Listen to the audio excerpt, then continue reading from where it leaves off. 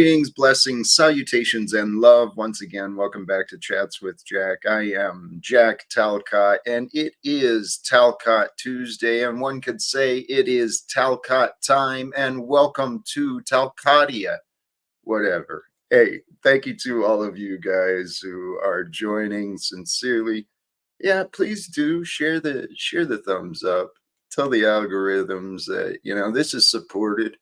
Maybe the algorithms will tell others to join this way. And along those lines, what this way is another opportunity for a stream together, a stream of consciousness in some form or fashion, and conversations with those who may be available, may be willing to join. I have dropped the link already. Pinned it to the top for those who may wish to join conversations today. And today I'm going to try a little bit of a different approach. Should people click the link and join, what I'm interested in seeing is if we can collectively agree, maybe from the onset, and then as people join, we'll see if we can continue to collectively agree on some purpose. The idea, the topic is to co-regulate. It's a new term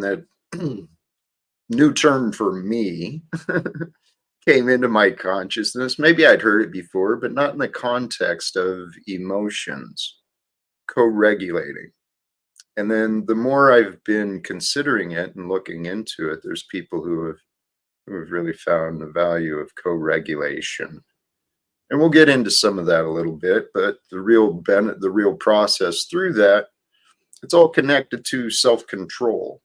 Self-control is something that I've been working on myself. It's something I understand pretty well, I think. Something I feel strong and confident enough in to try and encourage others to grow in as well. So the idea of the panel today, the conversations, I'm hoping we can co-create, collaborating with the minds of who join, and we will help co-regulate the energy, so that Jack doesn't turn into angry cod, or I start lashing out at the people who join. I know it's been described that I do that, and I see the evidence. I'm kind of a jerk sometimes now. Cannot see anything you say as cohesive and truthful. I have learned you are quite deceitful in your language. That is absolutely fascinating, my friend. Please, for the love of Pete, join me. Click the link and let's flush out your opinions of me. That's fascinating. I'm welcome to discuss, especially if you have any sort of specificity. See, this is the bizarreness of my experience. So many strangers want to proclaim that I am such and such, yet these people have not really bothered to communicate with me that I'm aware of. Maybe I'm wrong, but anyway, here, let's get back to where I was. And anyone is welcome to join. Anab Love. Forgive my clumsy tongue, but you're welcome to join. I thought this was pretty creative for today. Today is just another day, unless you decide to make it extraordinary. So set your goals. Do your best to make today awesome and to make yourself proud. I mean, sincerely. Claim today for yourself. Discover the experiences that you will want to remember accomplishing. I mean, that's what life really is moments of experience for the purpose of gathering information, call those lessons, gaining blessings, increasing our awareness.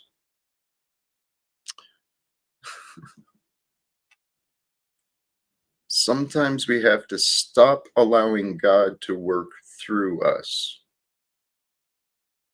Fascinating. A quote from me last night.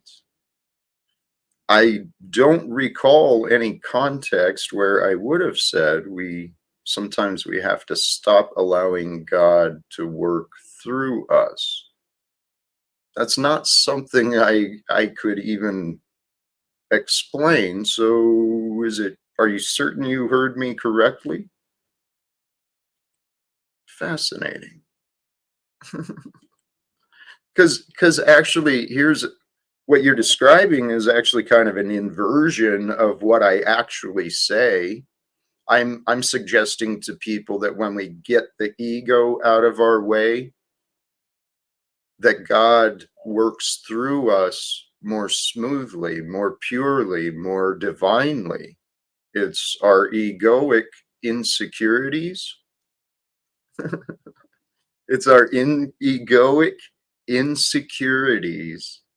Tell you what, if you give me more than just your opinion to doubt myself, sure. I'm happy to discuss, and I'm not sure if you're hearing any of my explanations. That seems to be the pattern I've experienced as well. So, for those who may be observing, it's just fascinating. Many of my accusers then refuse to even consider my explanation. That would demonstrate that their accusations are false, but that's okay. You do not say what you mean, or you mean something different than what you say. Again, I'm quite confident this is likely your confusion within yourself being projected out to me. I certainly say what I mean. And when I say things, I do everything in my power to make sure they're true, particularly if it's a commitment I've made. You are a fascinating individual. I don't even know who you are. So, praise God, man. Praise God. This is just a fascinating, fascinating adventure. This online part of this experience. People are so confused. It's no wonder we live in the world that we do.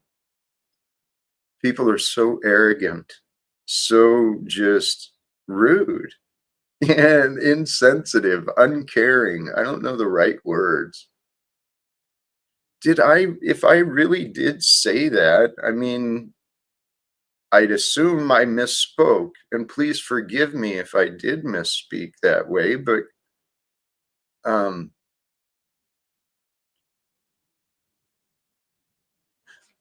okay, so perhaps if I did stumble in my words and I was inaccurate, I certainly do regret that. I try not to do that.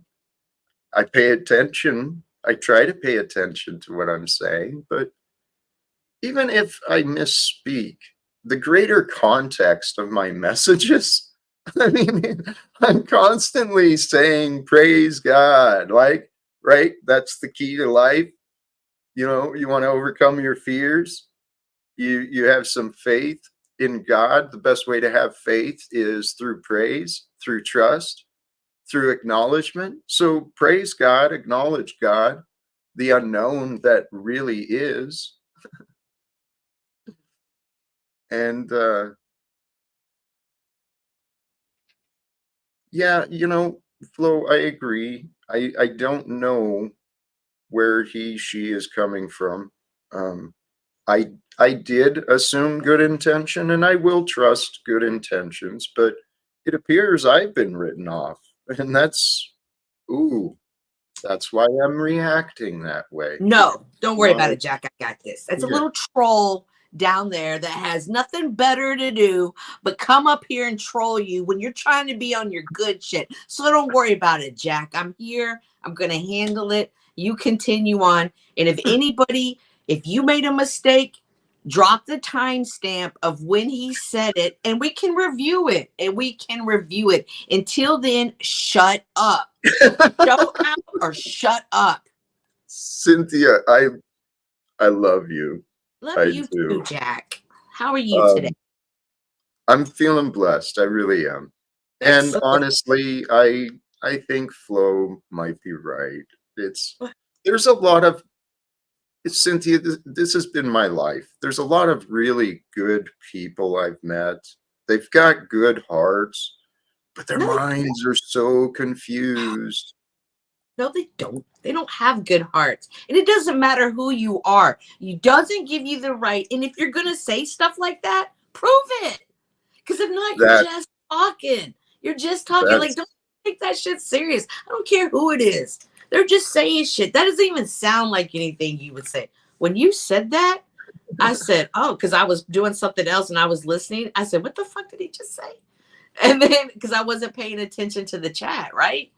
And I was like, oh, he's reading the chat. Let me go figure out who this oh, is. You know what? Because I know that's something you wouldn't even say. Because I know it, that what came out of your mouth, idiots, not you. I bless. You know, we are okay. So not last night, but the night before. On whose panel? Um, I'm assuming No, mine. ask this person because they seem to know so much. On whose panel? Don't worry about it, Jack. I got it. On whose panel? Well, Ali Akbar, dummy. hey, especially if there is a way to check. On Okay, your panel. they're saying here. So Oh, you can definitely go review it. yeah. So you would know in StreamYard. What would it be? 2 days ago? 1 day ago? How many days ago would I look up? Yeah, I got it. It would have been last Yeah, Friday. let's hit that. Let's hit that. Let's do this. Bring this up. I appreciate that, 258. Tarek.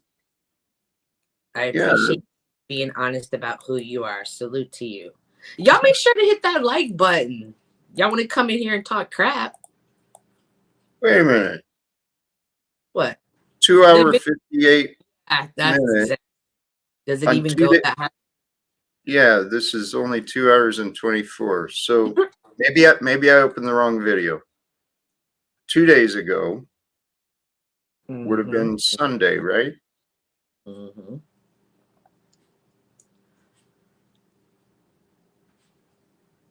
Okay, I pulled the wrong one. 258.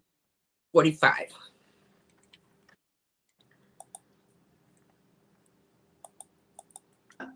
My opinion only is the system cannot be changed. It's too late. There's too much power with these people. They will not let it happen. You sound like you're a victim or a loser. Fear, Jack. The spirit of fear right here. Hey, now, actually, hold on. Nemesis, I started out being a dick too. Let's back off. It is the spirit. Tarek, if we believe it's too late, then we won't do anything to change it. And this is kind of the topic we got onto with some of the Christian religion belief that everyone's waiting for some savior, waiting for someone else to do everything. And then there's others who believe, like Tommy has said, we're here to lose gracefully. No.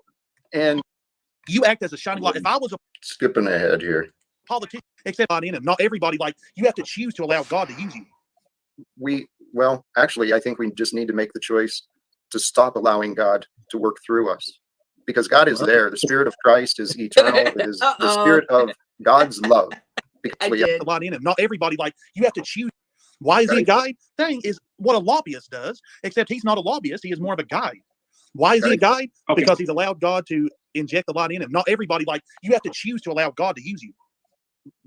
Well, actually, I think we just need to make the choice to stop allowing God to work through us, because God is there. The Spirit of Christ is eternal. It is the Spirit of God's love. Okay. The Spirit of comfort, the Spirit of guidance. All of those things are there for us. And what happens is our loving Spirit will bring us these ideas, these inspirations, or our loving Spirit will bring us opportunities to serve another human being, opportunity to grow in our own life or help others. And then the spirit of opportunity comes forth. And what do? Our fears. No, the world can't change. So I'm not going to participate. no, love can't be real, so I'm not going to talk to that. I sure did say that. The continuing explanations obviously didn't make sense with that. I don't even know what I was trying to say. Stop allowing the darkness to work through us. But I don't know what my mind was at, to be honest. And then I see even in the chat, Were someone you did it. listening to that high speed or something? Yeah, I sped it up. When you go back, can we review that and then like go back to like the 258? Like, let's hear the conversation a little bit better. Okay. I'm sorry, whatever, love, for yelling. Don't be mean to Jack. Now, you could change the world through me. What Jack is saying is what a lobbyist does, except he's not a lobbyist. He is more of a guide.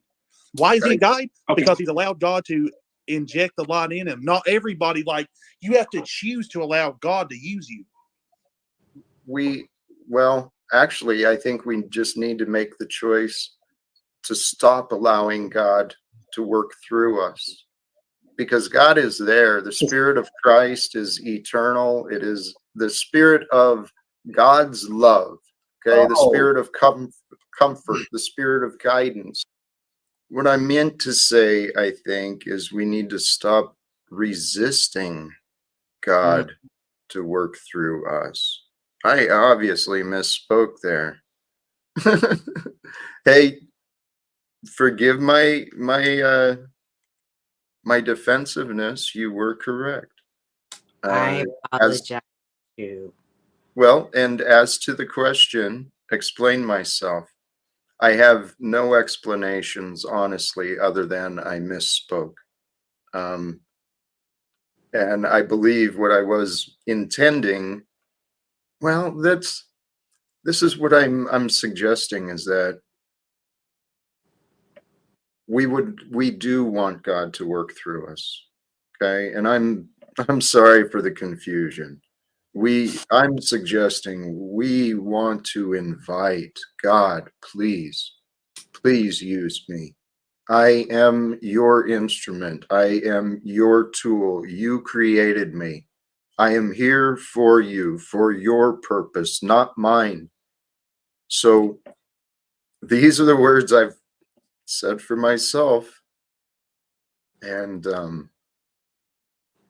I encourage sincerely, if we can believe that God can work through us, we can have that awareness, that idea in our mind, and be present, be intentional. And this is actually kind of where I was going with the co-regulate and the self-control. It all comes down to being intentional and being present with yourself and with each other. I don't know. Welcome, Dominic. What are your thoughts? Hi, Dom. Just came in right now, Jack. Sorry. So hi, Jack. Hi, Cynthia. Go ahead. Sorry, Jack. Yeah. Well, here, and I don't know how to pronounce the name either, but I'll call it Love. Unc Love.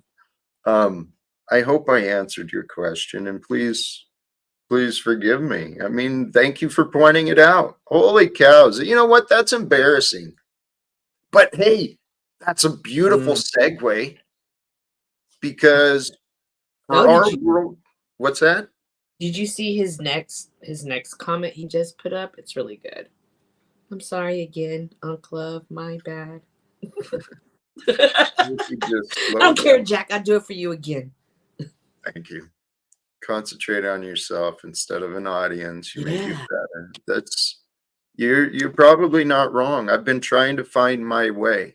Me too. I have been trying to balance on improving me and trying to care about what I produce, what I share too. It's your art, and it's different. It's different being in the chat than it is actually being on a panel and hosting this show. It's not the same. It's easier to be in the chat, but you're You're doing well. You're being consistent. You have excellent thumbnails. I got so much to work on as well. But we're here to encourage each other and help each other and correct each other. And that's a good thing. Amen. Well, hey, this is a good example, though. I'm confident, but I'm not too proud to be wrong. And when the facts are there, I am wrong. But what that is an opportunity to demonstrate kind of a reckoning. I heard that discussed earlier this morning. Marcus Aubrey, he did an interview with someone else, and they were talking about the Great Reset and the Great Awakening. And he pointed out for the Great Awakening, there's going to be a great reckoning. People are going to have to wake up and realize, hey, maybe I was wrong. And finding out we were wrong, it sucks. It sucks, especially when we led others astray. I haven't had that happen an awful lot. Can I share an ideal, Jack? Sorry, go ahead, Cynthia. No, go ahead. So when we say the concept of right and wrong, who are we serving at that moment? See, I was going to kind of come in on right and wrong. Like, what is your heart? If I do something wrong because I lacked a part of the piece that I was supposed to know, or I wasn't given all of the information because somebody either added it out or misinformationed it, and I did wrong.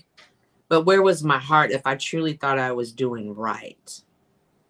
Once again, Cynthia, who are we serving at that moment? Right. Our heart or our mind or our pride, our ego. If a person becomes aware that they're always in a program, they're serving the self. So when they talk about the truth, they're probably saying it in words only. To give up one's will to serve something else is a different game.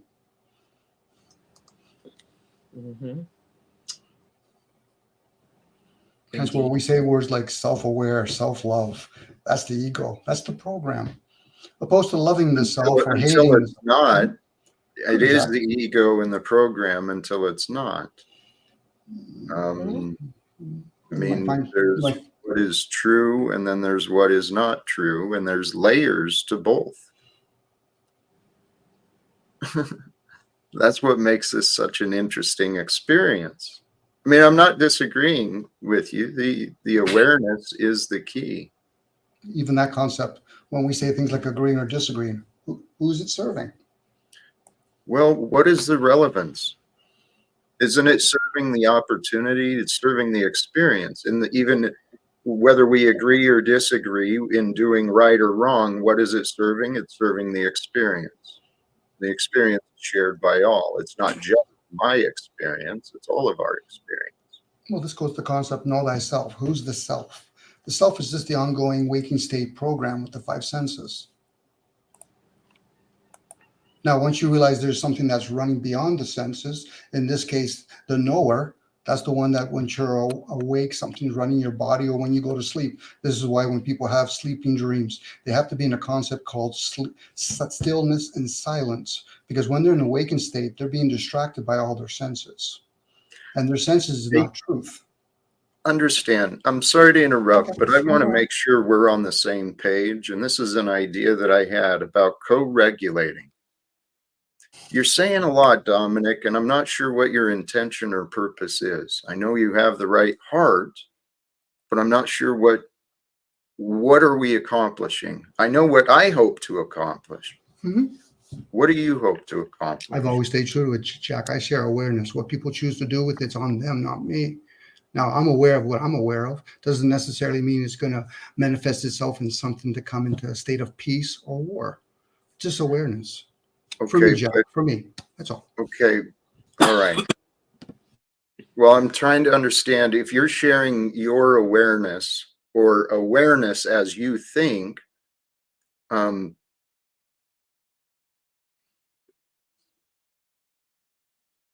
don't want to assume the relevance or the intention. What it Did you see his say? comment in the back chat? That Well, that's says another either we, thing. yeah, it says either we're serving the self or struggling to break away from it to serve the energy of truth, I will assume.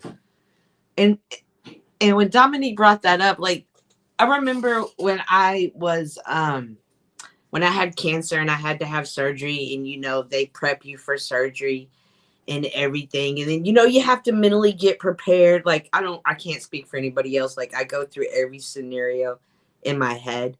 And you know, one of them was like, okay, well, what if you just pass on the table, you know, because of either the anesthesia or whatever. And I was kind of bummed about that, you know, for a couple of days as I was getting ready. But then I really thought, was like, well, it's going to be okay because my life isn't my own. This isn't my life. Like, it's my life, but it's not my own. I'm not here serving it for me. I'm here serving the Lord. And if this is like, but that was like the moment I had for me, I really realized I'm not the way I am for me. I'm the way I am for something greater. And I kind of think that that's what he's trying to bring it around to. Like, you have to ask yourself, and then when we talk like I'm awake or I'm not awake, well, what are you asleep from or what are you awake from? If you know who you are, I'm going to say this 1,000 times. If you know who you are, you know what you're not. So I'm not awake or asleep. Like, I've never even really I'm awoke. I've never used those words before until I came over here to this area. Am I wrong, Dom? Like, tell me if I am, please. I actually think there is something to the awakening.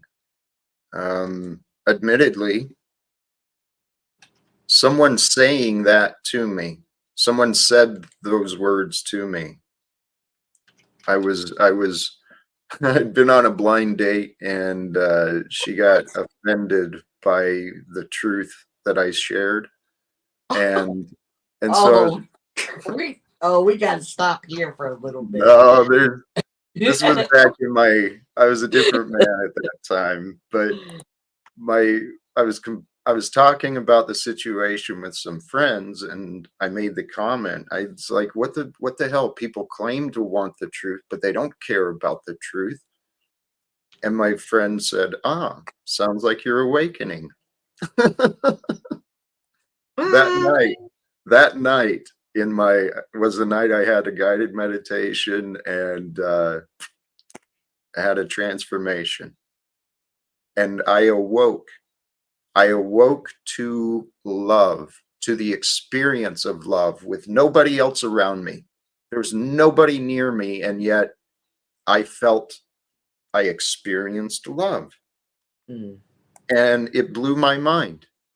And then I realized over time, as I've been looking at this, trying to figure it out, what happened? I awoke. I had been living in a dream, believing love and God were absent. I was living subconsciously in a pattern of habits and reactions. And this was after I got sober. So there is something truth about awakening, about enlightenment, about ascension, conceptually, spiritually. Those things are real within us. Absolutely agree. I just don't think I ever use those terms. I just think I'm growing. Like, I never, you know, this is just my path. This is just what I'm growing. So it's interesting. But yeah, I mean, hey, different people, different walks of life, different terminology, but we're all at the same place. Like, we understand that there's something greater. Now, of course, I want everyone to believe like I believe, you know what I mean? But I understand that's not going to happen. And that in itself, and that is my growth, that I can allow other people to be themselves and freely express themselves. If it completely disagrees with whatever I agree with, but who am I to say, no, you can't do that? Right. I actually, you said a few things there regarding wanting everyone to believe like you. I Mhm. think I think I'm many of us do. You know, when we move beyond the vocabulary and the traditions of religions, we do think the same. We care about love, we care about family, most. I mean, I know there's exceptions to I can go with that everything, one more. So okay. you Well, know, but I can also say I see a different breed of people coming behind us. You know, the technology, the social media, the different factors have played into changing. And I didn't listen. I can't sit here and say the next couple generations are going to care about the same things we care about. well, we are at a very interesting time right now. Indeed. I think we are at a pinnacle, a breaking point. I think there's ripples and stress fractures in the systems that are showing. Things are about to change dramatically.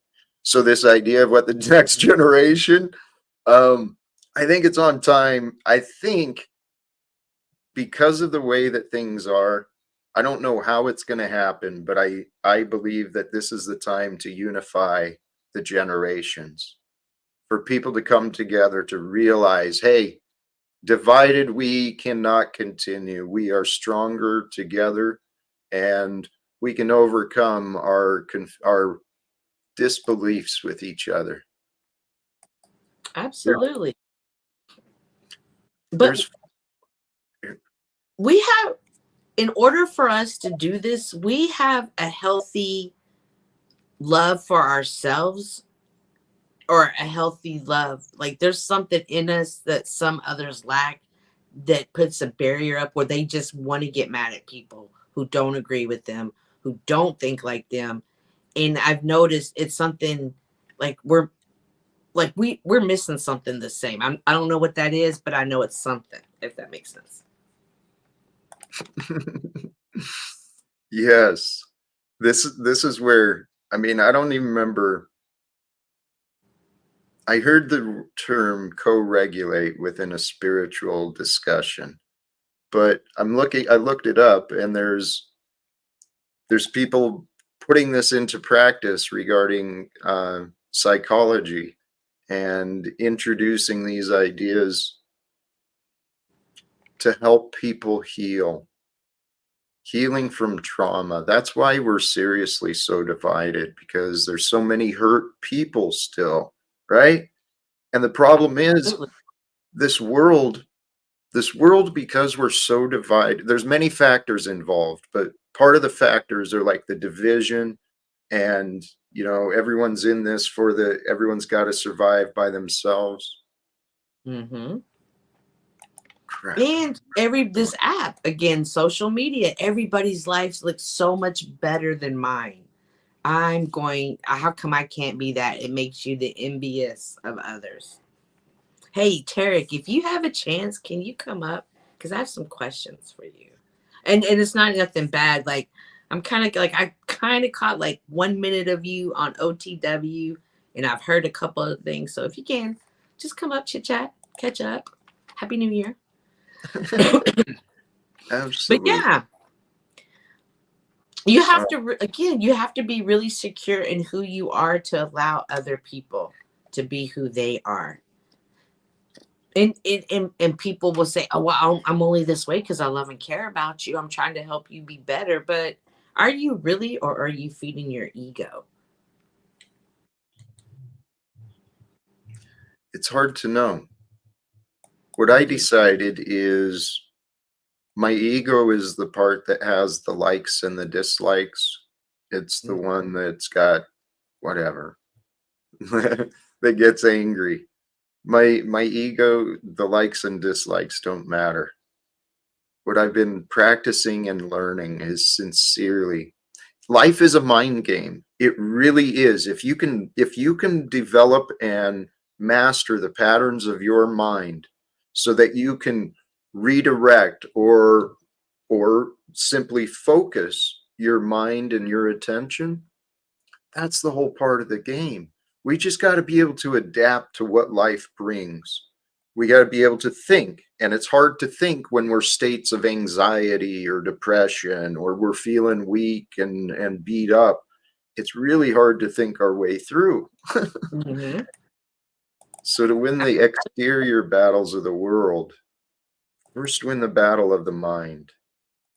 Well, again, you know, I've talked about how I read a book about a guy who was in solitary confinement for months at a time, and he talked about controlling his thoughts. But when I start to have those anxiety moments, I just automatically go to verses. It's just second nature now.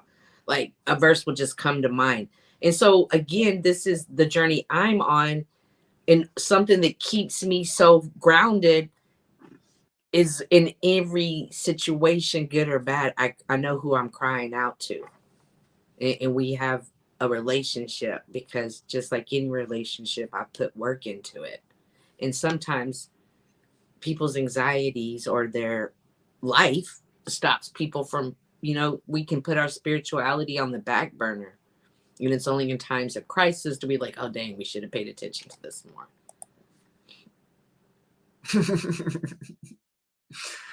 Yes, times of crisis, they do create the motivation for change and for us to pay attention. I haven't. A friend of mine was dealing with some real chaos yesterday, Mm. and that's what we discussed. The chaos it's a wake-up call. Hello. When we're not. People love chaos. Yes. And It's they're great. chaos magnets. And you're like, oh my gosh. Like, I have a friend who, since the day I met her, there's always something so chaotic going on in her life. And it's just her. And she thrives in it. I'm sorry, I didn't mean to cut you off. No, there's a lot of people like that. It could be one way of describing it. It could be karma, right? The chaotic life, though, is very likely chaotic mind, because it's really easy to see what's in our mind by what we bring into our life and we allow. You know, I can't say that, because she's the sweetest, most diligent person ever. Ever. I don't. It doesn't. And it's like the most craziest things happen, and you're like, what? That you're not even shocked. I'm not even shocked anymore. It's like, oh wow. And she always gets through it. It's always great. And then here comes the next thing. And she's always prepared and always great.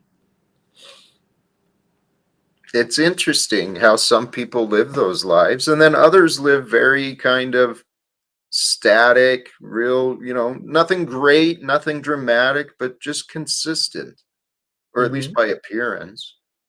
Well, we each have different desires, like a perfect life. Perfect life looks different to each and every one of us.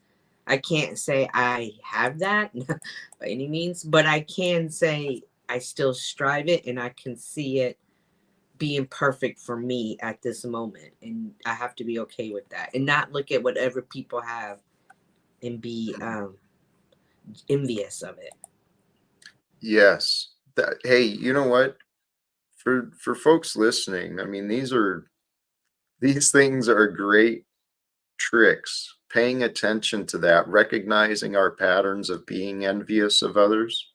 The world has taught us, with the conditioning of rewards and punishments, we've been conditioned for competition. Competition means you always got to see what the competitor's up to, and comparing yourself against who's winning, who's losing. It's a big world. Choose carefully who you compare yourself against.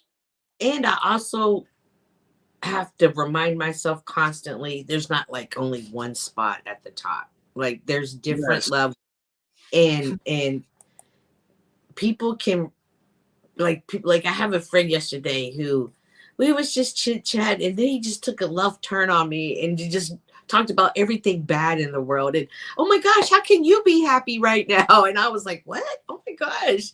And so I was kind of starting to feel like, yeah, the world is chaotic. What am I gonna do? But then I was like, wait a minute, that's not me. Like, you have to be able to identify it and just throw it out. I'm sorry, Cynthia. What I are was you laughing listening. at? Yeah. Just Frank. He's got me What because did I'm he say? Jack effing Talcott. Damn it! What did he I'll say? I'll get you something later, Frank. What? He's offering production and creativity tips from the chat. Just Frank is great. And Dominic, please forgive me. With my questions, I did not intend any rudeness, and I don't want you to feel like you're not welcomed here, okay? Jack, the word gives it away. Forgive. That's for you, not for me. I just hear you, Jack. Beautiful. Forgive. I heard that discussed again earlier. Mm-hmm. Forgive. What are we giving forth? We're giving forth the love and acceptance that we chose to deny. You send a gift. If I choose to receive it, if not, it's always yours to own. Yes, it We can is. figure ourselves out of blessings and gifts. And our mind can do it for us because we Got to take the sweet with the sour, Cynthia. So if you give a blessing, be prepared for a curse. If you accept somebody's kind deeds, then you have to be prepared. Something has to balance itself. It might take years or months for it to occur. But when it does, take it the exact same way you accept it the other way. That takes awareness. Once you're aware, you realize you can either be the experiencer or the observer, or both, if a person's trying to balance it. and there's different seasons for sure. Very true, Cynthia. That's why we have signs in the skies. Okay, so I tell everybody all the time. Let me find a page because I did miss a couple of times. So I have this journal right here. I don't know if you can see it. It's called a 5-year journal. So there's 5 sections, and you write the same day. You write for 5 Oh, years. wow. And so I see. Well, at first it was kind of cool, but now I see a pattern of the weather. It's always raining on the same days. It's always cloudy, and I'm noticing because I only write like my mood for that day because I'm trying to figure out what that pattern is as far as the months. Like, when am I most creative? When can I put in the most work? When do I hibernate most? So that you have to make take steps, and you have to make these efforts and make yourself a priority when learning about yourself. And sometimes people can be people pleasers, and people who like to suck people's energies and stuff love to find people pleasers and connect with them. So you have to recognize, it's a lot of self-awareness. And so when people say woke, I think that's kind of confusing because we're all not the same woke. We're all just different selves because we're all not the same self. We're not all the same. We're different selves. So it's awareness, I guess, is what I would say.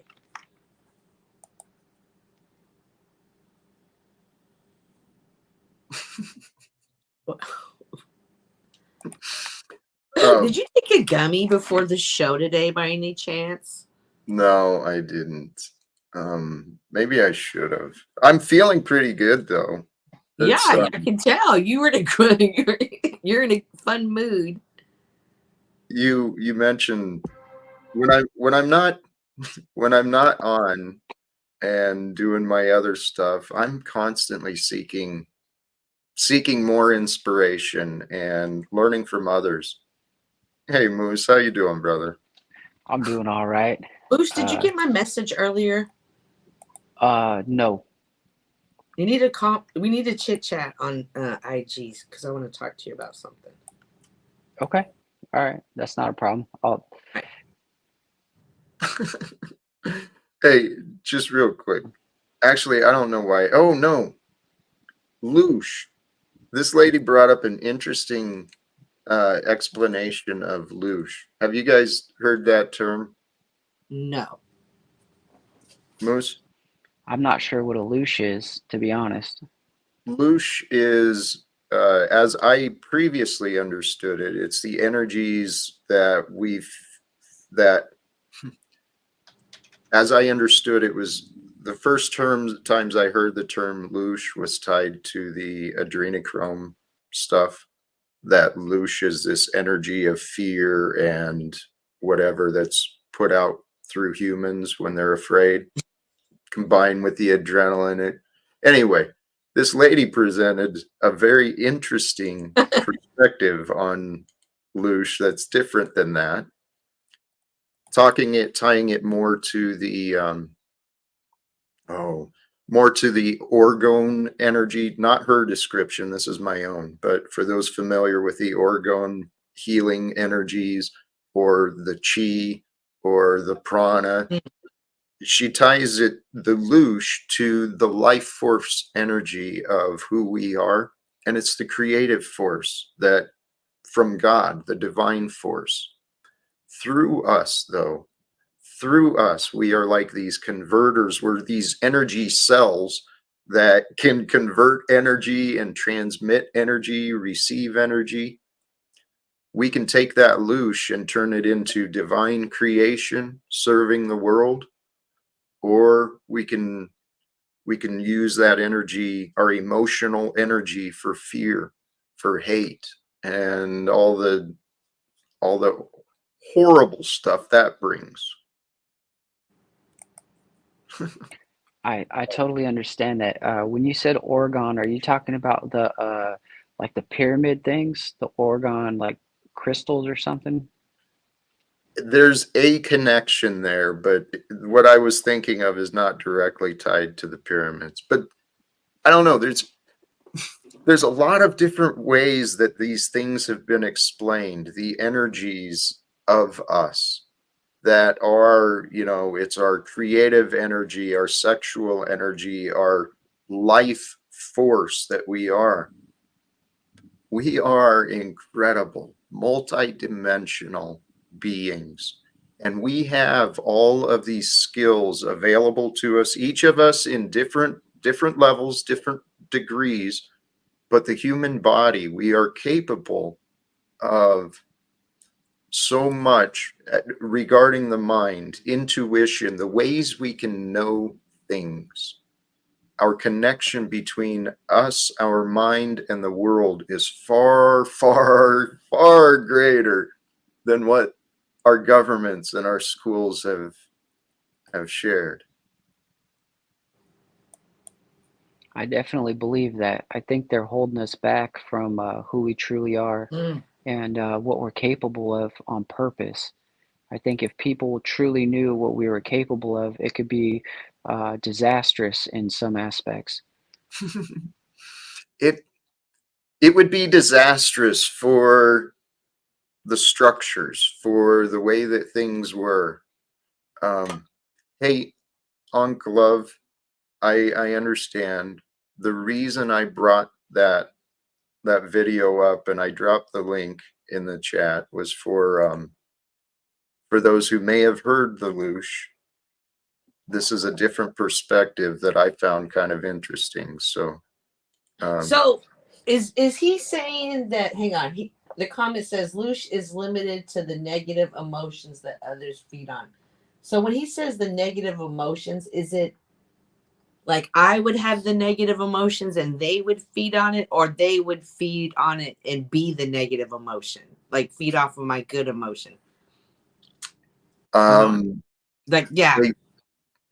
I don't remember. I think the way she described it was kind of interesting that, perhaps there are these other beings of consciousness that feed off of our life force. In the past, it was called demonic, the demon energies. And then maybe our emotions have different flavors, right? These beings would attach to us and they like the sadness and they'd feed off of our sadness. Another one likes the rage. And so they'll feed off of it and bring those things into our lives through what we attract. If I can share, Jack, our essence is in the unknown. We just don't see it. So when somebody talks about negative energy they're talking about the unknown. It's not like your likes or dislikes. So the positive is in the material. So this is where we get the concept of order out of chaos. So if a person's unaware of their negative energy, their feminine energy, somebody can take it because you're not owning it. You're not even really maintaining it. So now the Louch, in this case, all liquids can be shape shifted, whether it's water, gold, urine, blood, whatever. You can actually shape shift all of that. Think about when you cook water, let alone freeze it. Again, that's this energy. And for a lot of us, we needed to entertain our senses. So I need pictures like colors, for example. But where are we getting all that energy from? From within. This is why when I'll just share openly, when you go to sleep, let alone when we're hearing each other, who's running the vessel?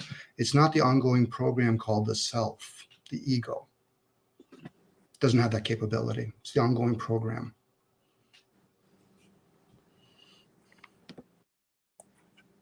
I'm like you, DT. I need colors and vibrant art around me all the time. And I remember, I need it all the time.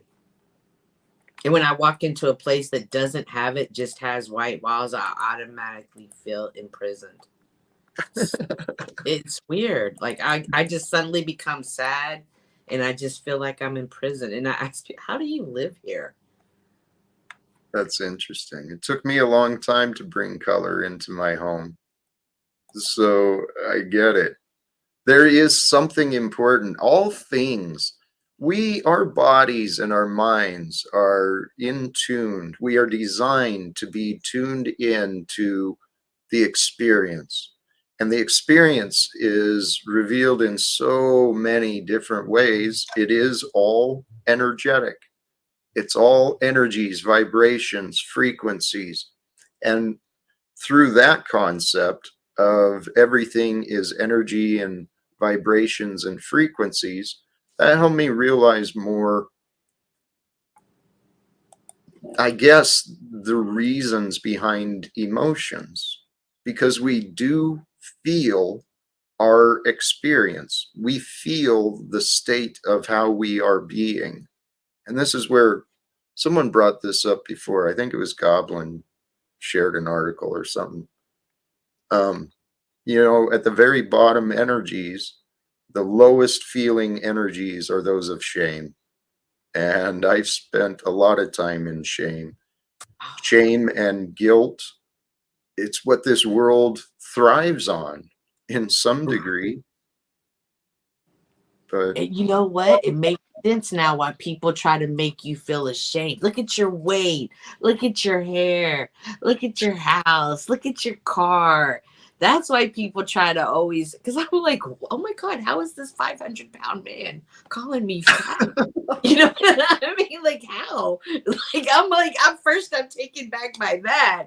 That makes sense. Yeah. So earlier today, I was called to go somewhere. Somebody was calling for me, seeing if I was around, and it makes sense to me too. They want to keep you in a sense of like fear or aggravation or all that stuff. And you know what I did? I said, you know what? I'm not going to come back here. I'm never going to come back here. That was the last straw. No biggie. It's not a big deal to me anymore. Before I was always looking for like, I thought, oh, I have a bunch of friends here. I have people that I know here, and it's like, no, I want to raise myself to a higher consciousness, and so that's why I come to places like this, so we can have these discussions, and so I can learn and kind of, you give me a place to speak my mind without, you never harp on me or anything like that, and I give it to you, Jack. Like, I really appreciate it. Thank you, brother. This Moose. life. Go ahead, Cynthia. No, be nice, though. No, I was just saying his name. All right. Hey, we're all on our own paths, and I think what I heard from you is a wise choice. We've got to recognize the reality of where we're at. Where are we spending our time? Is this healthy for me? Is this healthy for others? Is this benefiting my future or the world? business. And you know, I swear, well, I don't know. I know that this world could be so much more fun if people would lighten up and have fun. Oh, I want to have fun right now. But I'm going to be, listen, I've decided I'm not going to be enemies with only the 3 people that are already my arch enemies. Okay? I'm going to be happy to everybody else. Provo made it. But I want to play, so I'm not going to do it. But yeah.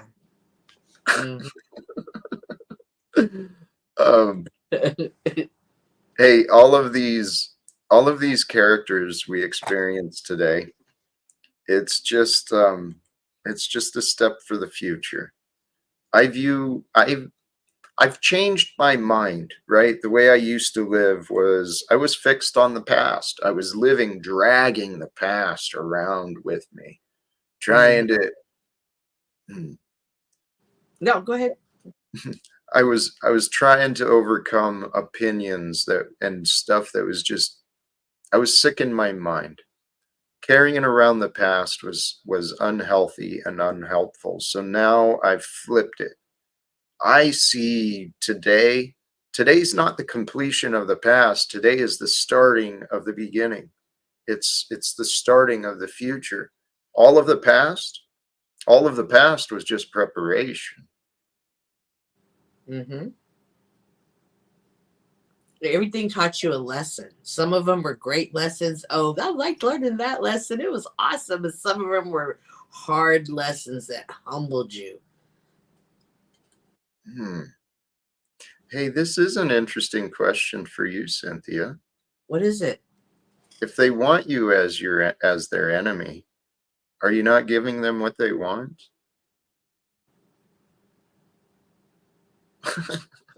If they want me as their enemy. Yeah. Am I giving them what they want? Yeah, but I kind of want it too. All right. But I'm saying, like, I have to be honest. Like, yesterday, I was so hurt because it was like, y'all don't understand. Like, I'm going to cry. I'm not going to cry because I've been working on his memorial video today and just going back. Oh my, I'm not going to cry, but it was just sad.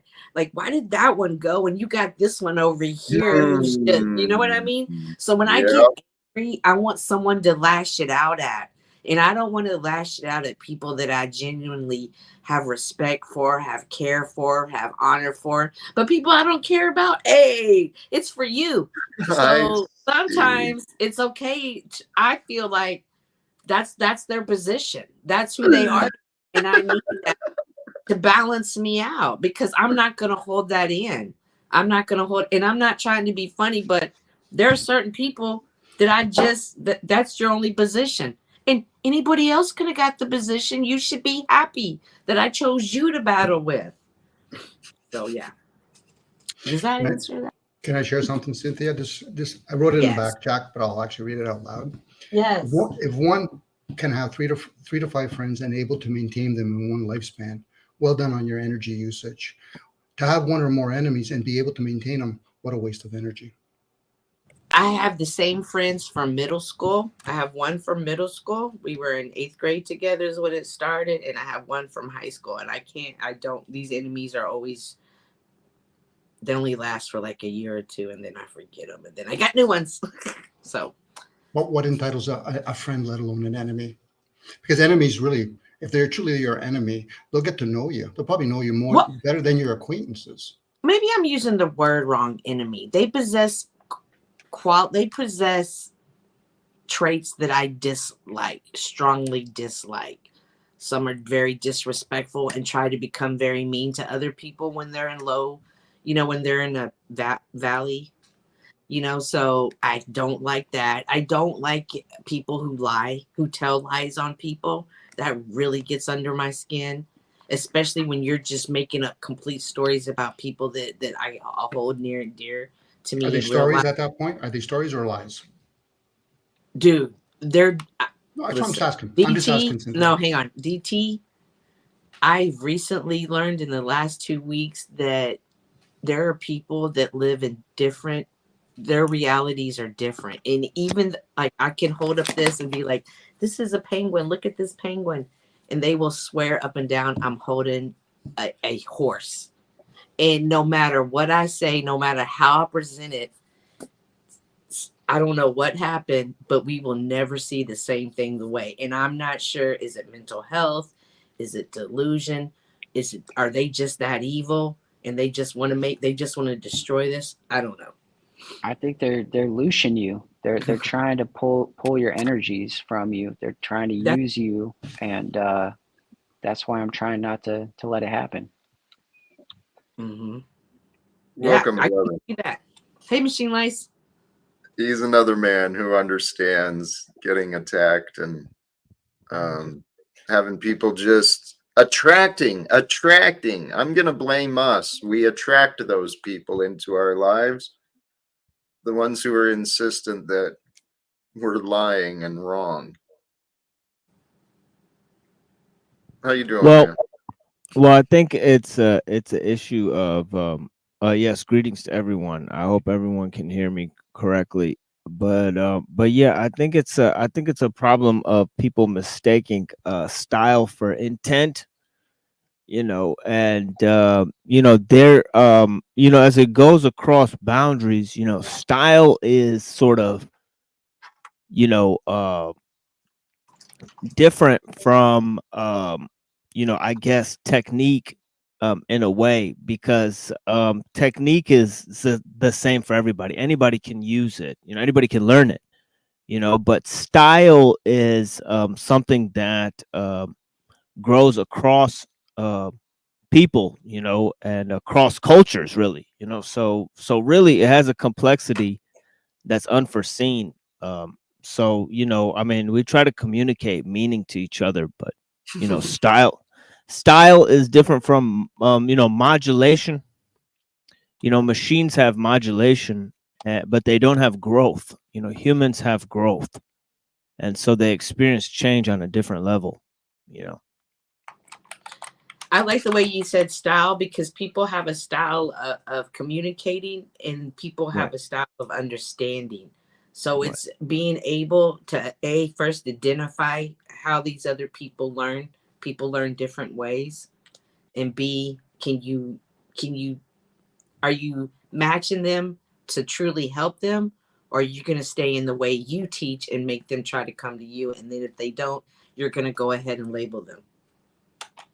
That's right. And that's why you can't just equate people to one the same technique of learning, because it's like everybody learns their own way, sort of, to speak, and everybody learns at their own pace, and everybody has a sort of way that learning kind of moves them. I guess really what it is that you have to go with what and that's what is really faith. You can't just require, I mean, you can't just wait for all the information to come in. If you wait for all the facts to come in, it's going to take too long. You'll get stuck observing, ruminating, analyzing. Yep. That process it doesn't necessarily have an end point. But action has to start somewhere. So there's that thing. It's like there's learning, and then there's because learning is always incomplete. So in a sense, it's like we do things, and people who do things, they get criticized. You know what I mean? Because it's like, Well, so do those who don't do things. oh yeah, Criticism is pretty freely shared amongst the people today, don't you think? yeah. Hey, sorry to interrupt. You were on a roll there regarding No, the no. thoughts and the actions. And the actions, yep, those who do, they draw attention because I think the masses are used to those who don't. Because those who don't rise above, well, they create They create the herd. And you got to be a little bit different to rise out of the herd. And that's what we're supposed to do.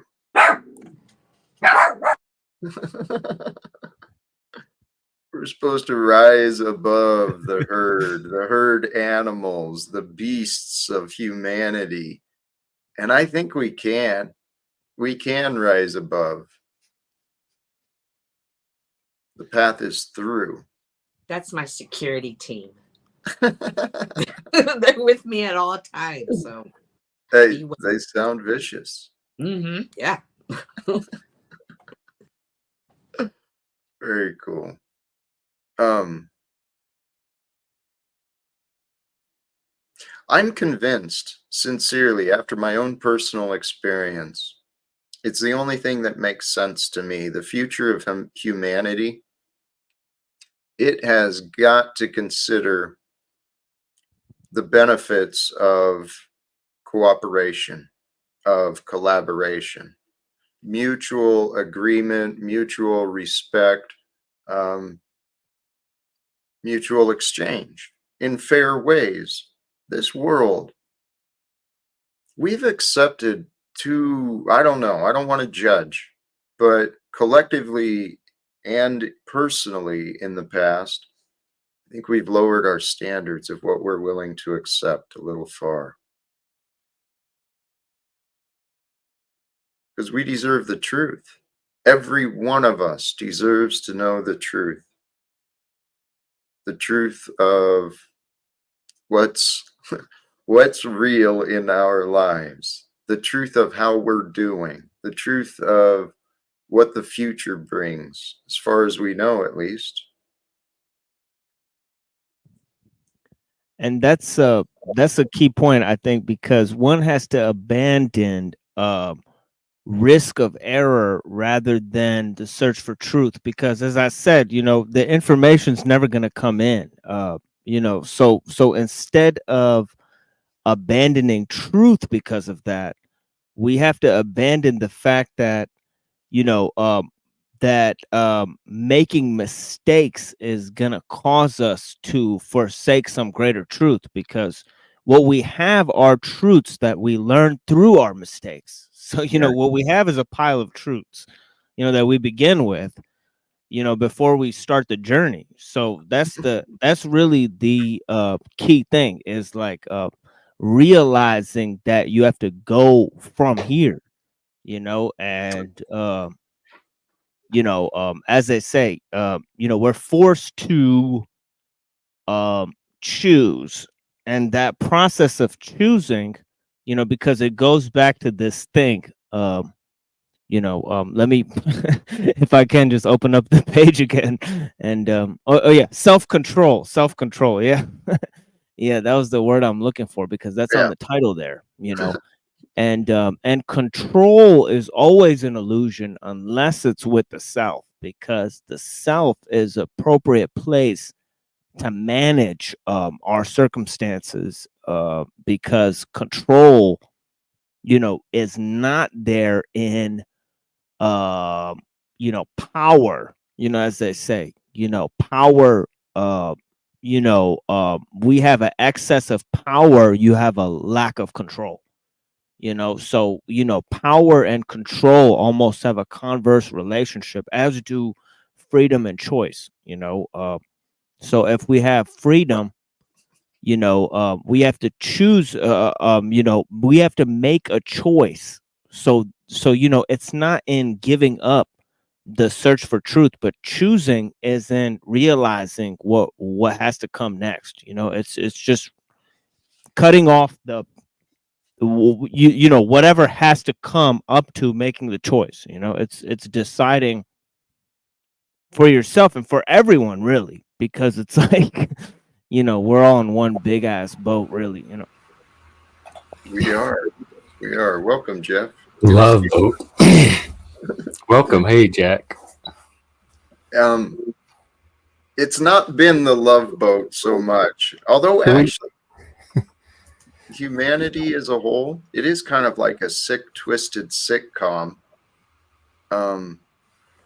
the kind of the story, the history of humanity. There's a lot of romance, a lot of violence, a lot of sick and twisted things. But we're a part of that. Love and war. Love and war. Hey, welcome, Jeremy. Welcome back. How you doing, Jack? Oh, we got the shades on too. So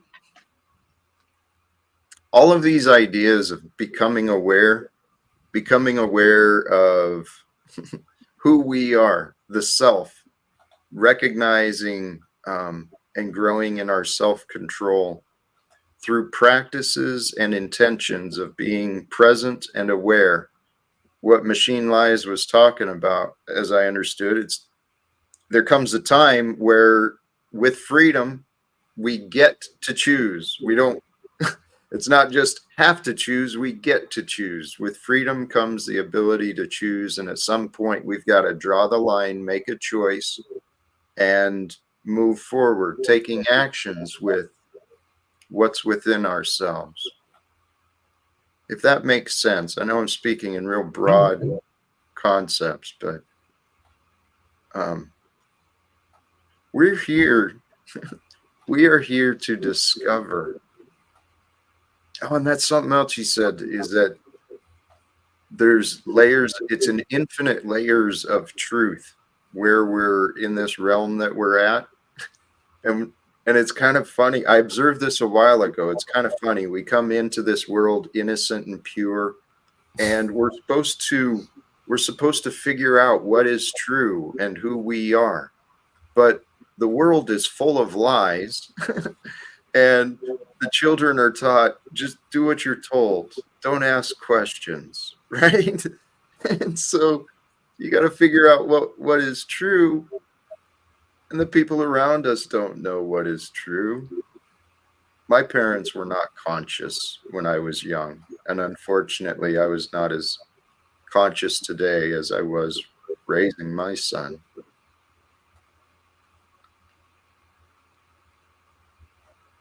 I'm kind of going on, but we're living at this time of humanity. We get to choose.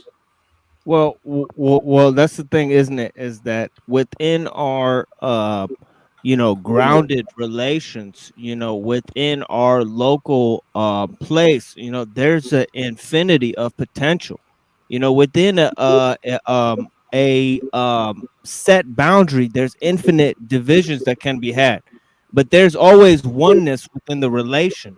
The greater relation always projects a state of of not being separate, because it projects the greater environment, so in a way we're tethered to a greater sense of humanity, or Adam, or whatever you want to call it, you know what I mean, right? But then in another sense, we can't give up who we are, because there's infinite possibilities where we are. We can't just abandon, leave behind, and just go explore, because we have so much here, so we have to work with what we have now, you know what I'm saying, work with where we are, and move from where we are, you know what I mean. So both things are important, infinite divisions within a finite boundary, but also oneness within the relative relation of all things, It can seem confusing, and the reality is we're still left with that multitude of options, possibilities and probabilities. And somehow within us, we've got to find ways to choose, to determine what is our path. That's the thing, is that probabilities, that's such an interesting word, because I don't even know if those actually exist, because in order for probabilities to exist, they have to postulate multiverses, literally, but everything could literally just be on one timeline.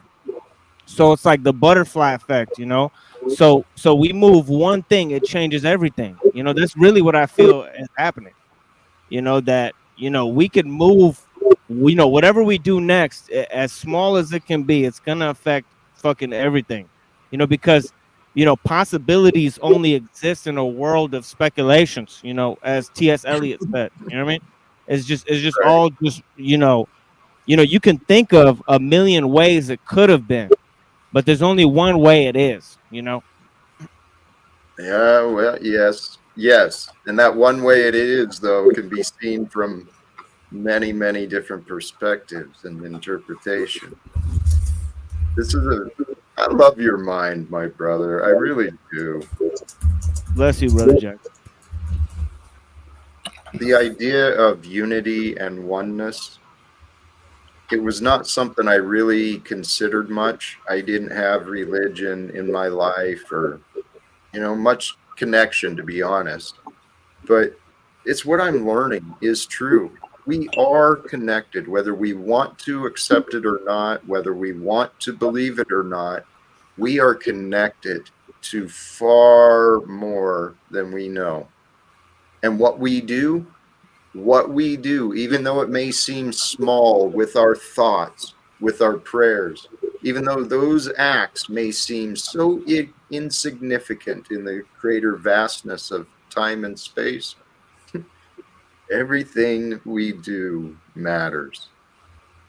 If anything, it matters to you, right? And so, go ahead. Did you have some? Me? Yeah. Oh, no, not if you're a nihilist. It doesn't. That's all I was going to say. But what's the benefit of being a nihilist? Well, I don't know if, well, like you said about choice, I don't know if there's a choice to it. It's what you perceive, just like you perceive a universe of love. But Jack, I'm going to be honest with you. When you talk about oneness and stuff like that, I want to believe you. It sounds very appealing and nice and everything, but I just don't feel the oneness. I don't feel the connection. But like, there's something in me that wants to believe it's there because it just sounds so nice to think so. Like, wouldn't that be nice if we were all connected? But reality just doesn't bear that out. The appearance of reality, you're absolutely right. And even the phenomenon of the experience right now, yeah, the reality shows we are divided. We are not connected except in these small little ways. But I tell you what, Jeff, I love your honesty. And if you can at least, it sounds like you see the benefit, imagining the benefit of understanding that and seeing it. There is enough evidence to prove it. There really I don't know what the implications are either, because if we are all connected, that raises the responsibility that each person has too. It does and does not. It's kind of amazing because at one point it does. Realizing we're all connected, it makes what we do even more important. The other side of that is recognizing how we're all connected. We're all connected through a divine force and intelligence that's far greater than us. And so recognizing that our part in the connection is really, if we surrender to the will of love and truth, what is truthful, what is loving, and if we stay authentic, if you can trust you're part of one entirety, one experience that's happening, and you're just an instrument, a vessel, being authentic, being truthful, being loving, what is there to fear? Nothing. Speaking of that, we have a new member of the crew, Oh, yes. Mr. Lizard Tree. I want to say thank you for joining the Talcottian Empire. Thank you, sir. Yes, blessings. Yeah, welcome, Lizard. Thank you for that. I appreciate the support for sure. Hey, Jeremy, you've been kind of patient. Feel free. I'm just enjoying the conversation. I think the interesting aspect of a lot of this comes down to the control, self-control, making decisions, and how much of that is like just controlling ourselves. But if you want to bring up the butterfly effect, when we control ourselves, how much of that is controlling other people? Does that make sense, or am I too stoned? I like the concept of control, and when when you were talking about self-control, when we practice self-control, how much of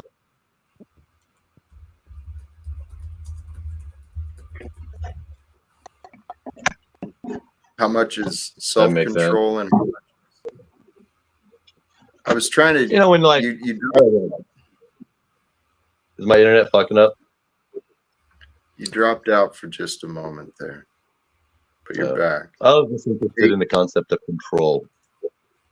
Control is an interesting concept. I mean, the idea of control and what do we actually control? How far does our control extend? Those are very interesting questions. And if I understood what you were offering, Jeremy, is in some way self-control does include some sort of control, influence, maybe manipulation of others. Is that a good thing? It can be, depending Are on you a crypto authoritarian? Is that what you're trying to tell us? I don't know what that means. Are you okay? Well, I'm trying to figure out if there's some authoritarianism to your vision. From me, no. What I do see as the authority, though, is truth, the facts and evidence. And I think collectively, when we review the facts and evidence and we allow compassion and inspiration to guide us, I think that's how we're supposed to be. I'm not talking about, not anyone having authority.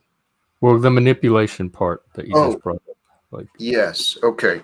So part of self-control is, being able to be in control of ourselves in other environments. Sometimes for us to have control of ourselves, we need order. And, every one of us, we do influence each other, whether we realize it or not. And sometimes, admittedly, I know I'll approach people who are real angry and hostile. I'll approach them in a different way, trying to manipulate their energies so that they can be more present.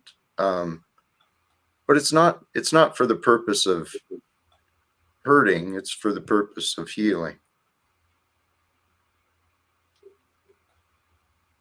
And honestly, I think if we believed in us that we could be healers, right? Like the example of the Christ, I think we would spend a lot more time trying to bring healing to the world. But the world has taught us to believe that we need to be healed, that we're broken, that, we're not good enough. I'm sorry. People are fascinating. Have any of you ever had one erect nipple all day? No, I don't. I don't pay attention to my nipple. That's Frank. He's a low tier troll. He's a Tommy groupie. Tommy or Frank cracks me up, man. I love the guy. I don't think I've even spoken to him, but he cracks me up. These lives we're living, we're all. Did he mean just Frank? What's that? Did he mean just Frank? I think so. Yeah, just no. Frank is feeling a tidbit nipply. Yep. But No, Frank is super cool. I'm just wondering. Do you feel connected to that? Like, are we connected? Do we have to be connected to Tommy and Frank and Snafu? It's all connected, whether you like it or not. I don't like it. I do not like the idea of. Sometimes you just gotta swallow that cookie because it's tough shit. This is the perfect example. I mean, these guys, they're harmless examples. I think these characters are actually pretty easy to love, even though they're just annoying as hell. Talking about Snafu, Tommy, Paul. Something's wrong with them. Like, They're so mean to you, but then they want to be your friend, and you're like, but you're so mean to me. You're like, why would I be your friend? Because Jack knows what it feels like to not be loved. Yes, that's kind of it. No, I'm talking I mean, about there's- they treat everybody that way. Like Snaps is always trying to get my There's page something taken. said for healthy boundaries. But Yes, there is something to be said for healthy boundaries, and I absolutely honor that. It may appear like Oh, my speakers went boundaries out. Hang on. it may See, appear healthy like boundaries. right. It might seem like my boundaries have not been healthy, and it maybe at times with some of the chaos, it wasn't healthy. But what Moose said is right. Someone's What did he say? I missed it. I said that Jack has been in the position of feeling no love, and so he can empathize with people who don't feel love or haven't had it. Yeah, I can understand that. Here, Jeff, Sounds awful. someone's got another tab or an echo coming through. I'm I not think sure. it's Jeff. Also, Let me mute and see what happens. Yeah, it is you, Jeff. Okay. So I'm gonna switch to my headset. all right, cool. I'll wait to tell him again then.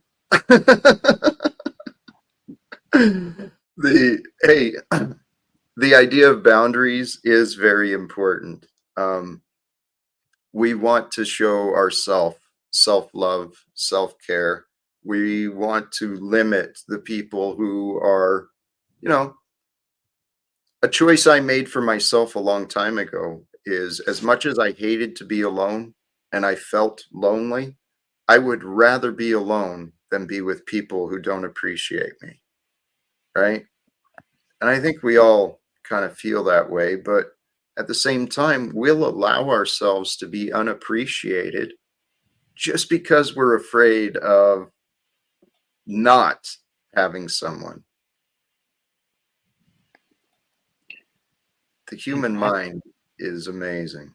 Go ahead. I think that having a healthy boundary with Snafu is definitely a must because, people like him, they need a lot of love. They need a lot more love than we can give sometimes. And I don't know how to deal with him on panel without just going quiet.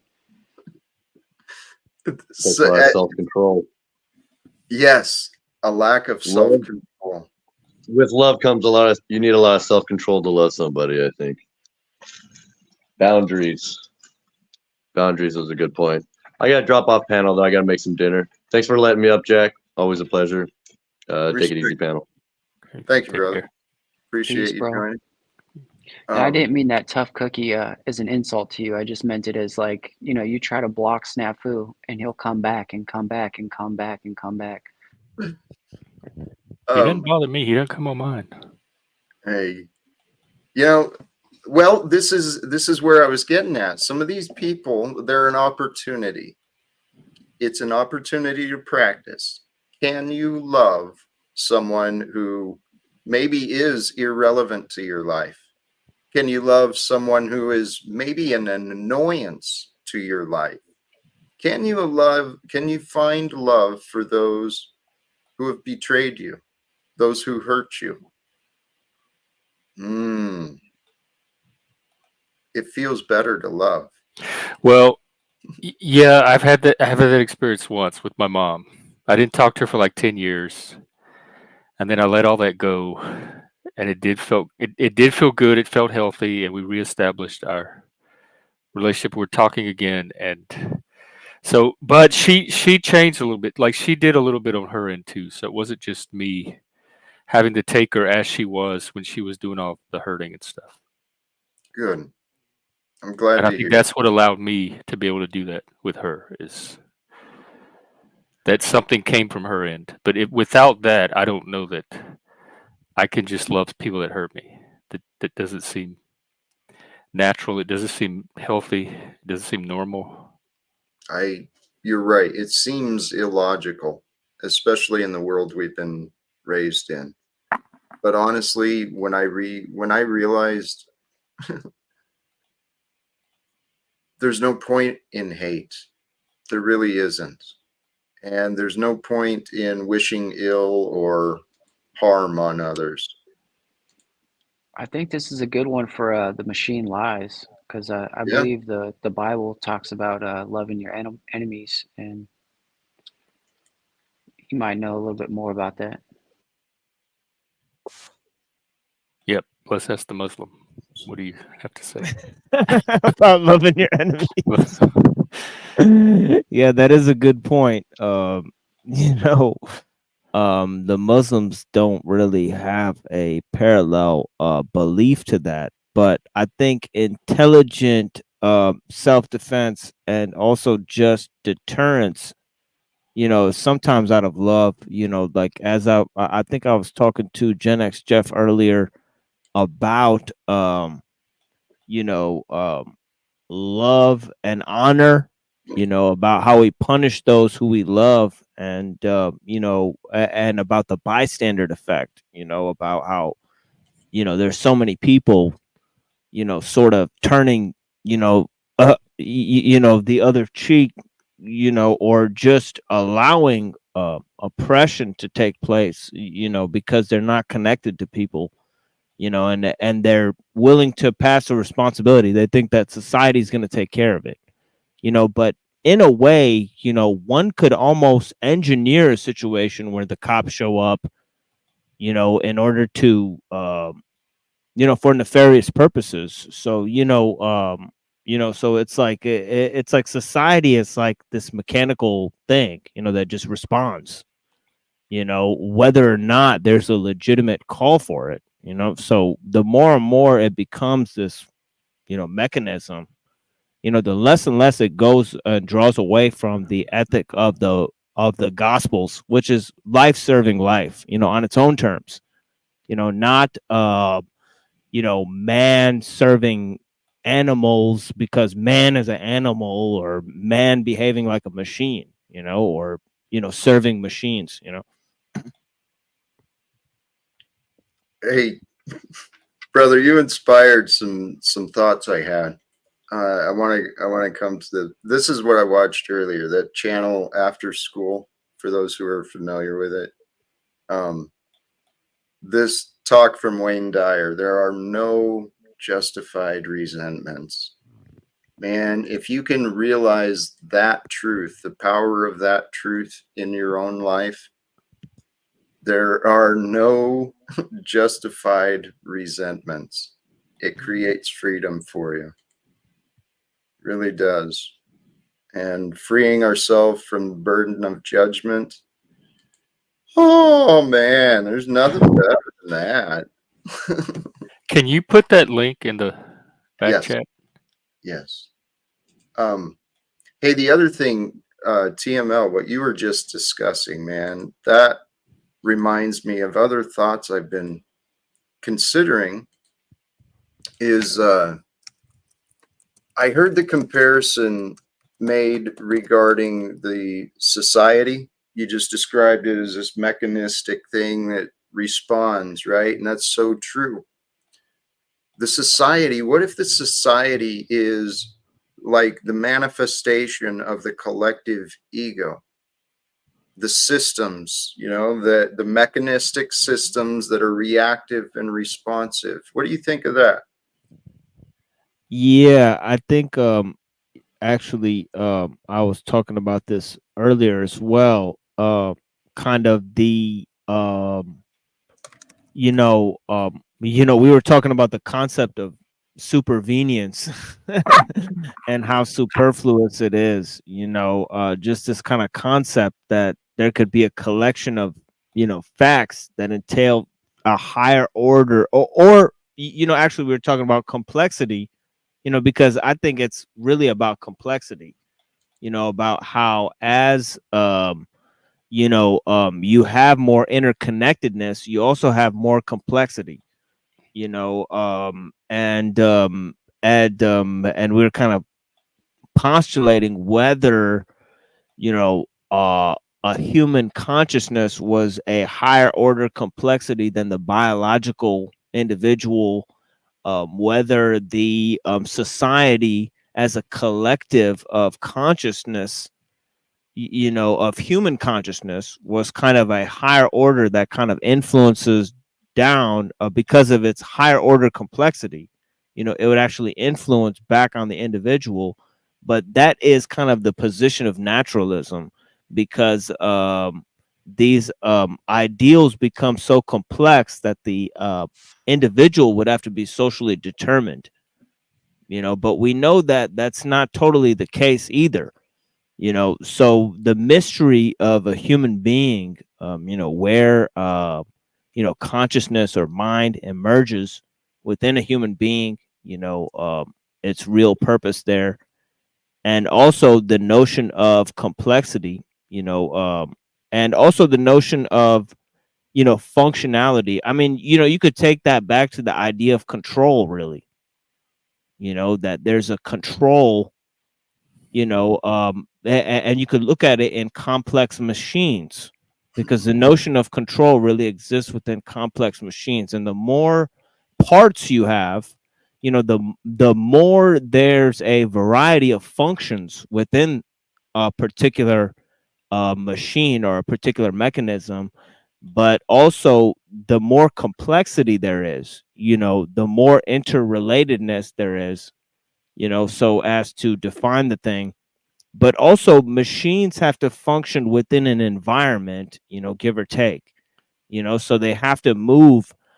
And also the more and more you have complexity and functionality working together, aesthetic and functionality become like one thing. So it's like the view of the thing, you know, is the design of it, you know, kind of like, you know, you know, how Cynthia was talking about how to her aesthetics is such a huge part of her, you know, relating to her environment, you know, because like she could walk in a restaurant, if it doesn't have color, you know, she's like, fuck this, I'm out of here. Yeah. So that's kind of like, yeah, Yeah. that's kind of like the way that functionality and aesthetic tie in, you know. Yeah. It doesn't feel right. Something feels off. What does? When I step into places without color. Gotcha. Sorry. um. Yeah.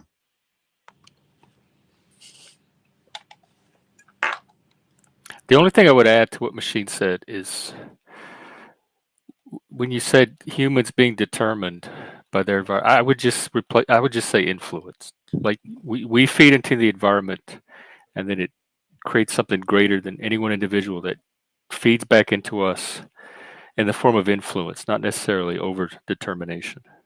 Well, that's kind of the thing, is that the more and more in the human, you have this dual road of making the complexity. One is the environment, because the environment has its own set of terms, you know, and then there's the person, and there's the purpose of the individual, and then there's society as a whole. You know, so which one is influencing which is Would you the say society as a whole is separate from the environment? Like it's because I include that in the environment. When I mean environment, I'm mainly talking I about think social environment, other people. I think society is like this thing that um functions on top of the individual, you know, grows out of a bunch of individuals, and it does kind of have a problem of emergence, kind of like consciousness does.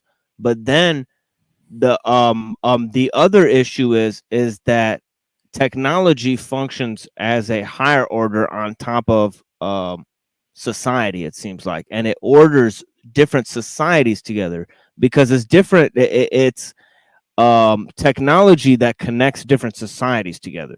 You know, if you'll pay attention to the way human beings relate to each other, you know, so I think that technology is a higher order process, and I think it's creating an artificial environment.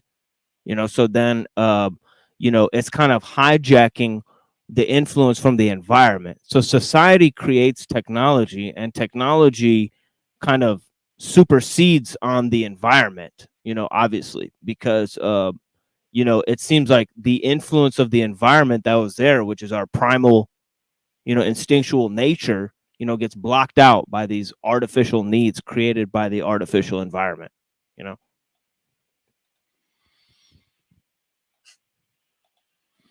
They don't seem to be getting blocked out here on these streams for sure.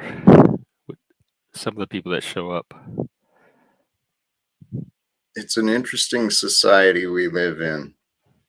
And, which is bringing more influence? Does the society bring influence, or do the people bring the influence? I think in the past, structure has been kind of regulated top down in the hierarchies of society, whether it was the king and queens, the emperors. Even today, it's still kind of, what's the right word? Oligarchy. It's the wealthy, the wealthy and the government. It's a top down oppressive form of control. But here's where the benefit is. We can change this. We have this competition and fight, these enemies between the state and freedom, because we're not working together. If we recognize the utility of the state, the utility of freedom, if we work together with honesty and authenticity, we could co-create. We could change the way that we regulate commerce and business and the administration of everything. We can change the way it's done. It's going to mean taking some power away from individual authority and positions, and actually getting people involved with oversight and participation. Well, with me, disempowering individuals for the good of the collective. What's that? Disempowering individuals for the good of the collective doesn't sit well with me. I can understand that, but it's not so much a disempowering. It's actually bringing reality into clarity, because these people who have wealth and position, they don't have authority. They don't have control or rulership governing over me. We are all sovereign. And if we're going to be sovereign, that means we're free. If we're going to be free, that means we're accountable. That's why I don't worry about them, because they don't have power over me. I understand. Like I don't necessarily have a problem with commerce and trade or whatever you said like it is now. So I'm not as motivated to change it. I'm just trying to make it work for me. Yeah, that's an inherent problem. Is what you mentioned earlier is trust and accountability, and I think that's because those types of structures of control are so superficial. As they say, many people feel that they don't feel relation to those things. They feel tethered to other things, like makeshift communities, and subgenres. People get funneled into these like sort of limited hangouts, and type of things, and subcultures, and that type of as a result of urban sprawl. So I mean, really what it is that more and more people have to see that that trust is better than gold, and they have to create connections that are not superficial, where there is accountability, where there is real honor. And the way we could do that is to form actual traditions, form actual rites of passage, and I mean rites like rites. I say, like, like one of the things I say is why do you have rights? RIGHTS is because somebody took away your rights. RITES. You know, so that's really what, you know. But yeah. Hey, sorry to interrupt. That's pretty true. Taking away those development, the individual development, the traditions of becoming a man. Precisely, yeah. Yeah. Absolutely. Created the, I agree go with ahead. that. Yeah. I was saying, I agree with that. We have lost those initiation rituals that bring men into adulthood. We didn't lose them. We changed them, and the patterns. Now it's go register for the draft. It's go get your driver's license. You know, become a part of this machine, and you're an adult. And it's like, part of the reason is because when they created liberalism, they wanted to create a notion of male and female equality. So then they instead of creating a positive view of women, they then just started to bash the notion of patriarchy. So they just started to get rid of the notion of manliness, you know. So that's kind of the problem, is that, you know, the notion itself has disappeared. You know, it's because of the attack, a one-way attack, you know, from liberalism on patriarchy. You know, well, we could just as easily affirm a positive view of what a man is and a positive view of what a woman is without defining the woman on the terms of being the same as a man, you know, or without, you know, losing track of what a man is altogether, you know, which we've done. So, you know, we've done that to a significant degree, you know. Yeah, I've been saying that. Absolutely. Bring back masculinity. I wish we could, like, it seems like we should be able to, but why haven't we? Or why hasn't it been successful? Why is the liberal I have a theory. worldview so attractive? I have a Yeah, theory. go ahead, Cynthia. Yeah, go ahead, Cynthia. I have a theory that there's so many men that are raised by single women that all they pick up is the feminine energy and the that's a way huge part of the problem. Yeah. Lack of the fathers way or women male role handle models. situations. Even if Yep. even if they're, you know, heterosexual, they're still gonna react like men care about their fashion, they care about their hair, they care about their nails, they, you know, their jewelry. We took we took men out of the household when we created the welfare system. You can't get on welfare if you have a man. You know, you can't get housing if you have a man. Take him out of the house. You now change the whole entire dynamic. And we're seeing that. And on the flip side of that, though, you now have a generation of single fathers raising daughters. So I'm curious to see what the next generation of women, are they going to handle things more analytical? Are they going to, you know, how many DIYers are building stuff, homes, creating new cabinet systems are women? I'm now interested to see what are the future women going to be like. That's interesting. Yeah, there has been a development. Women taking these otherwise would have been masculine roles. Mm-hmm.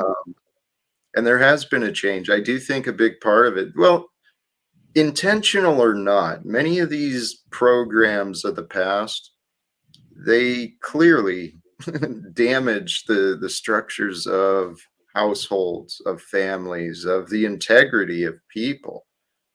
And why did it happen? I think it happened to control, you know, because think back.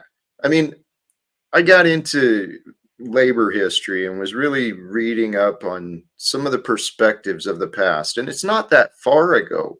Early 1900s, it's not that far removed from us. And some of the things I was reading, it makes sense. There was already such a wealth gap. The wealthy have the education. They're the ownership class. They're the ones who are making the decisions and influencing the direction of government. Most of the people. I'm gonna say like it's the lack of determination. If you want it bad enough, you can make it happen, regardless. I've watched movies of people from homeless to Harvard. You know what I mean? And she stuck to the goal the whole entire time. That was instilled. Now, whether it come because she was in a bad situation and she was going to correct it, but again, it goes back to our mindsets. We each have our own individual mindsets. Heck yeah. And check it out. Just another example is that movie Blue Miracle. That movie Blue Miracle that it's about the Casa Hogar in Cabo. Not one of them fished before, but they won the fishing tournament and saved the orphanage.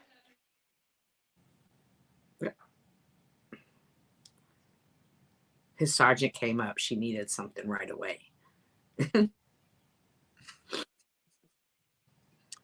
I'm sorry. My mind drifted to the chat. Aaron, for those who do or don't know, Aaron did a presentation the other day. I didn't finish it. That's why the comment caught my attention. Presenting the case on the finders. You guys familiar with that? Is that cult? Yeah, it was tied to a lot. It's got a lot of mysteries, and Aaron spent quite a few hours digging out some of the records and stuff he'd found.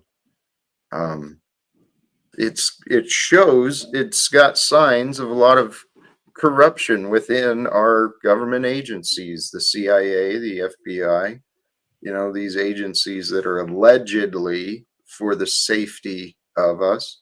Yet, the more I'm looking into history, American history, even more modern history, you see how many times our government is involved in criminal activities?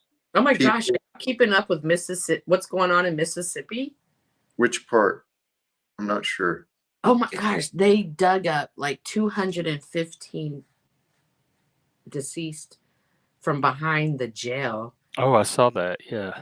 And it turns out like they just been like one cop accidentally hit somebody off duty and they just threw him back there. They're just throwing in like there's a lot of lost people and they just dug up these people behind the jail that's next to the sheriff's department. It doesn't surprise me. There is so much sick and evil stuff happening in this world. Right. And yeah, they had that one judge back in the day. I remember he was selling the kids to the prisons. Yeah, because they were just they caught them just selling kids right into the prison because they literally get paid per head of like who's in the jail. It's like a hotel, so it's interesting. Yeah. And the thing is the families of those people, people who are caught up in this corruption, they may not see the bigger picture. All they know is that they're being, they are being targeted. And dudes, what this comes down to, the profitable prisons, the profitable military industrial complex, and the bankers' schemes, it comes down to a disregard. Humanity, we have been brainwashed. We are supposed to care about each other. Even the people who present themselves as our enemies, we're supposed to find a way within ourselves. And actually, supposed to, according to who? We have the opportunity in this lifetime to learn to love our enemies, to bring light and hope to the world. We are here to be the hands, to do the deeds of good, of what I would call God. I think we would call God. We're here to serve the world with blessings.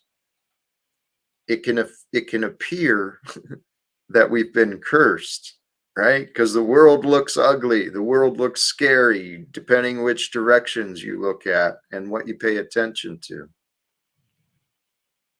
But I do believe that I don't see it that way. you don't see what? Fruitful. The world is that. I see it as fruitful. There's plenty of opportunities to be an encouragement.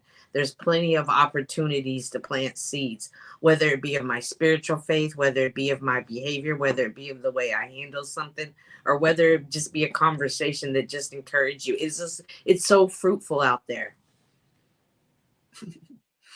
It is it's all perspective. It really is. The entire world, our life, it is controlled by our perspective. If we feel like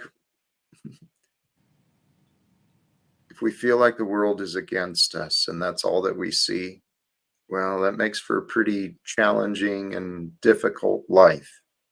But if we can see the good, see the fruit of life and all the world has to offer, and maybe there's not a lot of sweet fruit, a lot of rewarding fruit right near you, but this is a big world. And I don't know.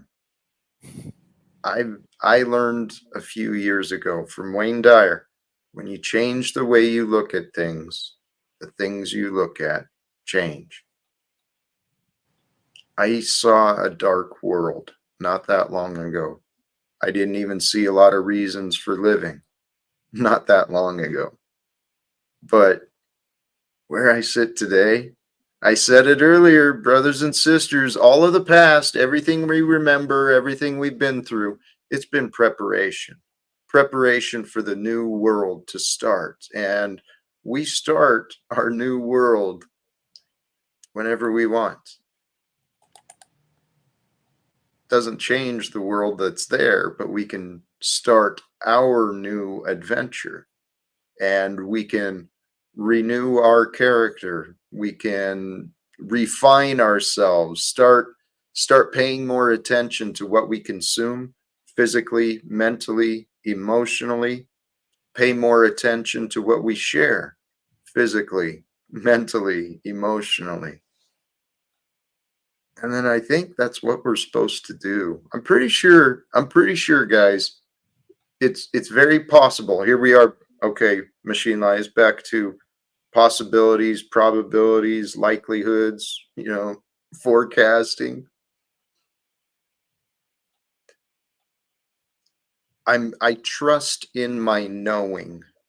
Okay, it's not just a belief, but I trust that I know we are one with all that is, one with the Creator. The Creator is with us. So if God is with us, truth is on our side.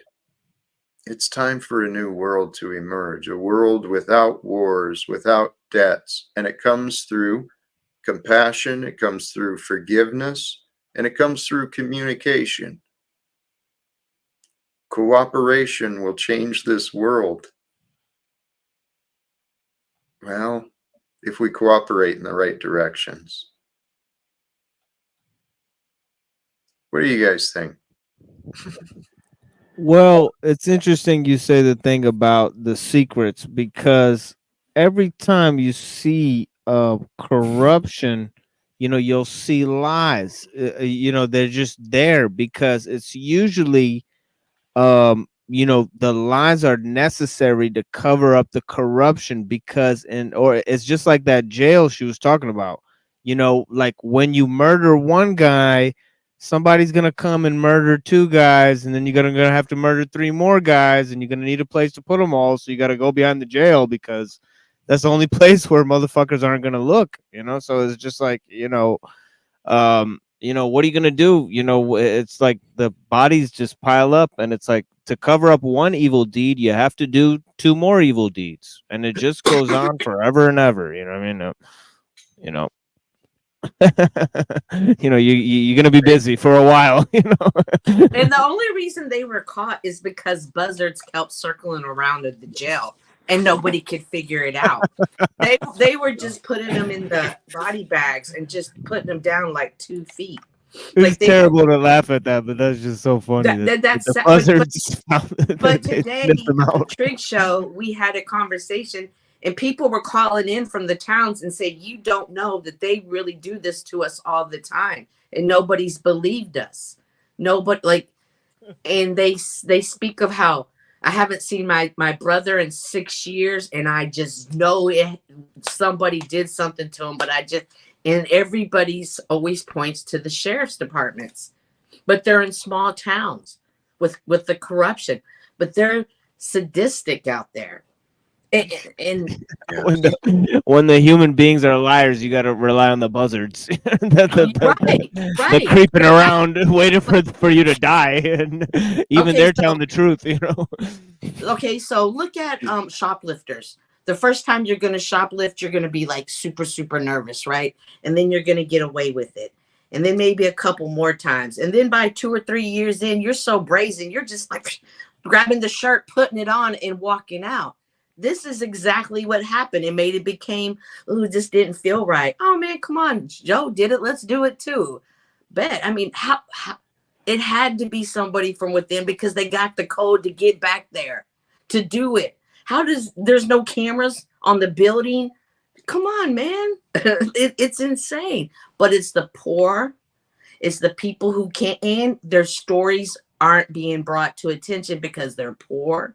They don't have money to go out there. How am I going to feed my family today? They're not thinking about calling the police, the news channel and making it a story. They don't know to contact people. They can't hire outside investigators. They don't know what to do. So to some, it's easy to be that to them. They're a disposable commodity. And that's sad to say that. That's horrible to say that in 2024. It is the mindset we've kind of, humanity has found itself at. And I don't think it's new. The disregard for humanity, I don't think it's new. Did you say that was Mississippi, where that jail was, the body? Okay. Oh, you could cash at me. Red 4 says, how am I going to afford dye? My dyes are around $300. You can cash at me. I'll drop the cash app, Red. I'm sorry, Jack. I'm going to drop my cash app real quick. Yeah, absolutely. Absolutely. Lindsay, no, I'm not afraid of what you might say at all. And actually, I was giving some thought to you and some of our previous conversations. I see some things, and I'd like to discuss with you as well. You've been helpful with me offering some feedback. And I think for you I'm too. in Texas, and we're down here by Jasper, where they tied that man up to Oh, the back yeah. of the I remember that. and drug his body 14 miles, and it took a year for anybody to even get arrested for it. Like, it was the hardest thing to get that young man, to get those men convicted for that. Like, those small towns, I mean, we can talk about the big towns, but those small towns that some of us grew up in, that some of us still have family living there, like, that's a real stress. Like, I get pulled over, I'm like, shit, what's in the car? Do I have enough money to pay, for this? They're worried about, I'm about to get killed, So. Hey, the other thing you pointed out is these things are happening typically where people are impoverished, right? Where poverty is.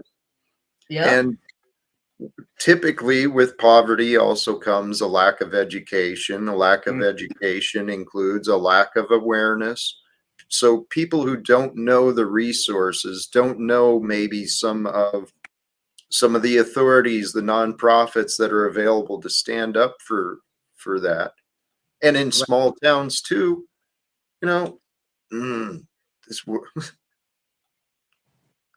it's not just the prison systems, these corporations. I've been seeing a lot of documentaries over the past year about some of the industrial pollution that's happening in a lot of neighborhoods around the poverty, typically minority communities, getting riddled with cancers and just the state of the Yeah, we have that a lot here in Detroit. Oh yeah. I bet. Yeah. Yeah, it seemed like the worst part of town is the part with all the factories there. You know what I'm saying? It's Mm. really what it is. That's where all the low rate properties are and all of that type of stuff. Right? We're in the backyard. They have a huge factory. They dump shit. I can see a That's world. all the water that What the newborn, and it's also, contaminates the water that people drink, that people cook, that people shower, that they brush their teeth with. Like, they don't stand a chance. Every time you go take a shower or brush your teeth, you're basically one step closer to death. It is what it is. That's what I mean. Like, it can be so easy to look at what you don't have, but when I hear stories like that, I'm so thankful I can go walk and take a shower. Amen. I'm thankful. I've Because checked my water Yeah. system here in my town. What am I working with? But This people don't know to even check that. That's never a thought for them. They're just thinking, oh, this is cheap. I can afford it. But it has the long-term effects because people aren't educated. that's absolutely true. Where is this? that's how status hierarchies work, though, and I don't think they're going anywhere. We're primates. They've been part of like the human organism for as long as there's been humans. Well, along these lines, my mind, my heart, my mind was opened up to what others are dealing with a few years ago. This is Charity Water, one of the organizations I learned about a while ago. The fact that today, in today's day and time, I I recognize that there's other places that are more primitive, but today's day and time, there's human beings that spend hours a day trying to go get water, and their water source isn't always even clean. I mean, to live a life in today's society, wondering, you go out and you spend three hours going to bring water home. Are you going to use that water for laundry, for bathing, for cleaning, for cooking? We take seeing the conditions that others were living in really made me realize how blessed, how truly blessed I have been to live the life that I have. Indeed, Jack. Indeed. And I see it. It's heartbreaking. And it is, in my judgment, so shameful. I mean, Flint, Michigan, how many years are they still dealing with that? That's right here in America. There's all around the world. We could raise the standard of living for everybody if people are willing to overcome their individual selfishness, because it is. So I But think the first part in doing that is we have to raise awareness. And some of these stories don't make the news because the news, I don't want to get involved, right, yeah. But people on YouTube, when you can come together and share your story and you can't be censored, now do it correctly, do it wisely, play the game. I mean, at the end of the day, if you're trying to win this game, you got to play the game. And sometimes you got to take some setbacks for the comeback. But I'm telling y'all, YouTube's changing the way things are. Don't focus on the drama. Don't focus on the negative. Focus on the change, and you will be surprised of how far you can come when you look back later. Just stay focused on the mission. Well, I have a little different angle to talk about this from, if you guys don't mind. please. You guys were kind of saying, I'll just use the buzzards around the 200 dead bodies behind the police station as a, entrance into the general topic that I'm trying to get into. So, you would say that the police station is corrupt because they hid these bodies back there. But, and I would say, yeah, of course, it's probably not a good sign that they're, doing such a thing. But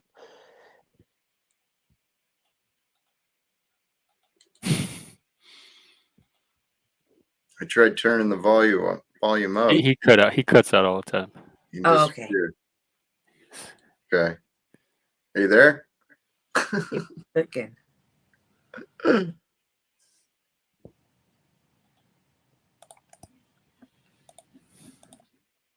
Interesting. Yeah, Neuro will come back in most likely. But yeah. All right. He was bringing a different perspective, and I was curious where it was. Yeah, he'll be back in a sec. Yep. So reasons that it might not be corruption. Here, I don't want to guess. How you back? Yeah, is it better now? Yes. Yes. Okay. So where did I get cut off at? Just You right were at the about to beginning. tell us your alternate. Your alternate started with the buzzards behind the jail. Yeah. So you know, I'll just take that as an example, right? So you have this scenario where the there's dead bodies behind the police or the jail, right? And we would all agree that that's probably a negative thing, right? Yes. But the truth is, we have a lot of people who escape justice in this country. We have a lot of laws that are not enforced, in spite of what the police being corrupt.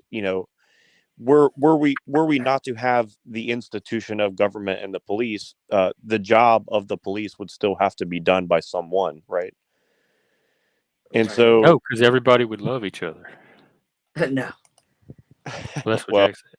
Until we get to that point, between now and that point in the future, hopefully, people are going to have to do that job in some sort of fashion, right? So, as much as we want to say, well, the system is corrupt, the police are corrupt, we are all corrupt to some degree. And the question comes down to, well, how do we handle corruption, and how do we handle crime, and how do I'll give you a milder version of it. Where I live, people can basically do petty crime with impunity, right?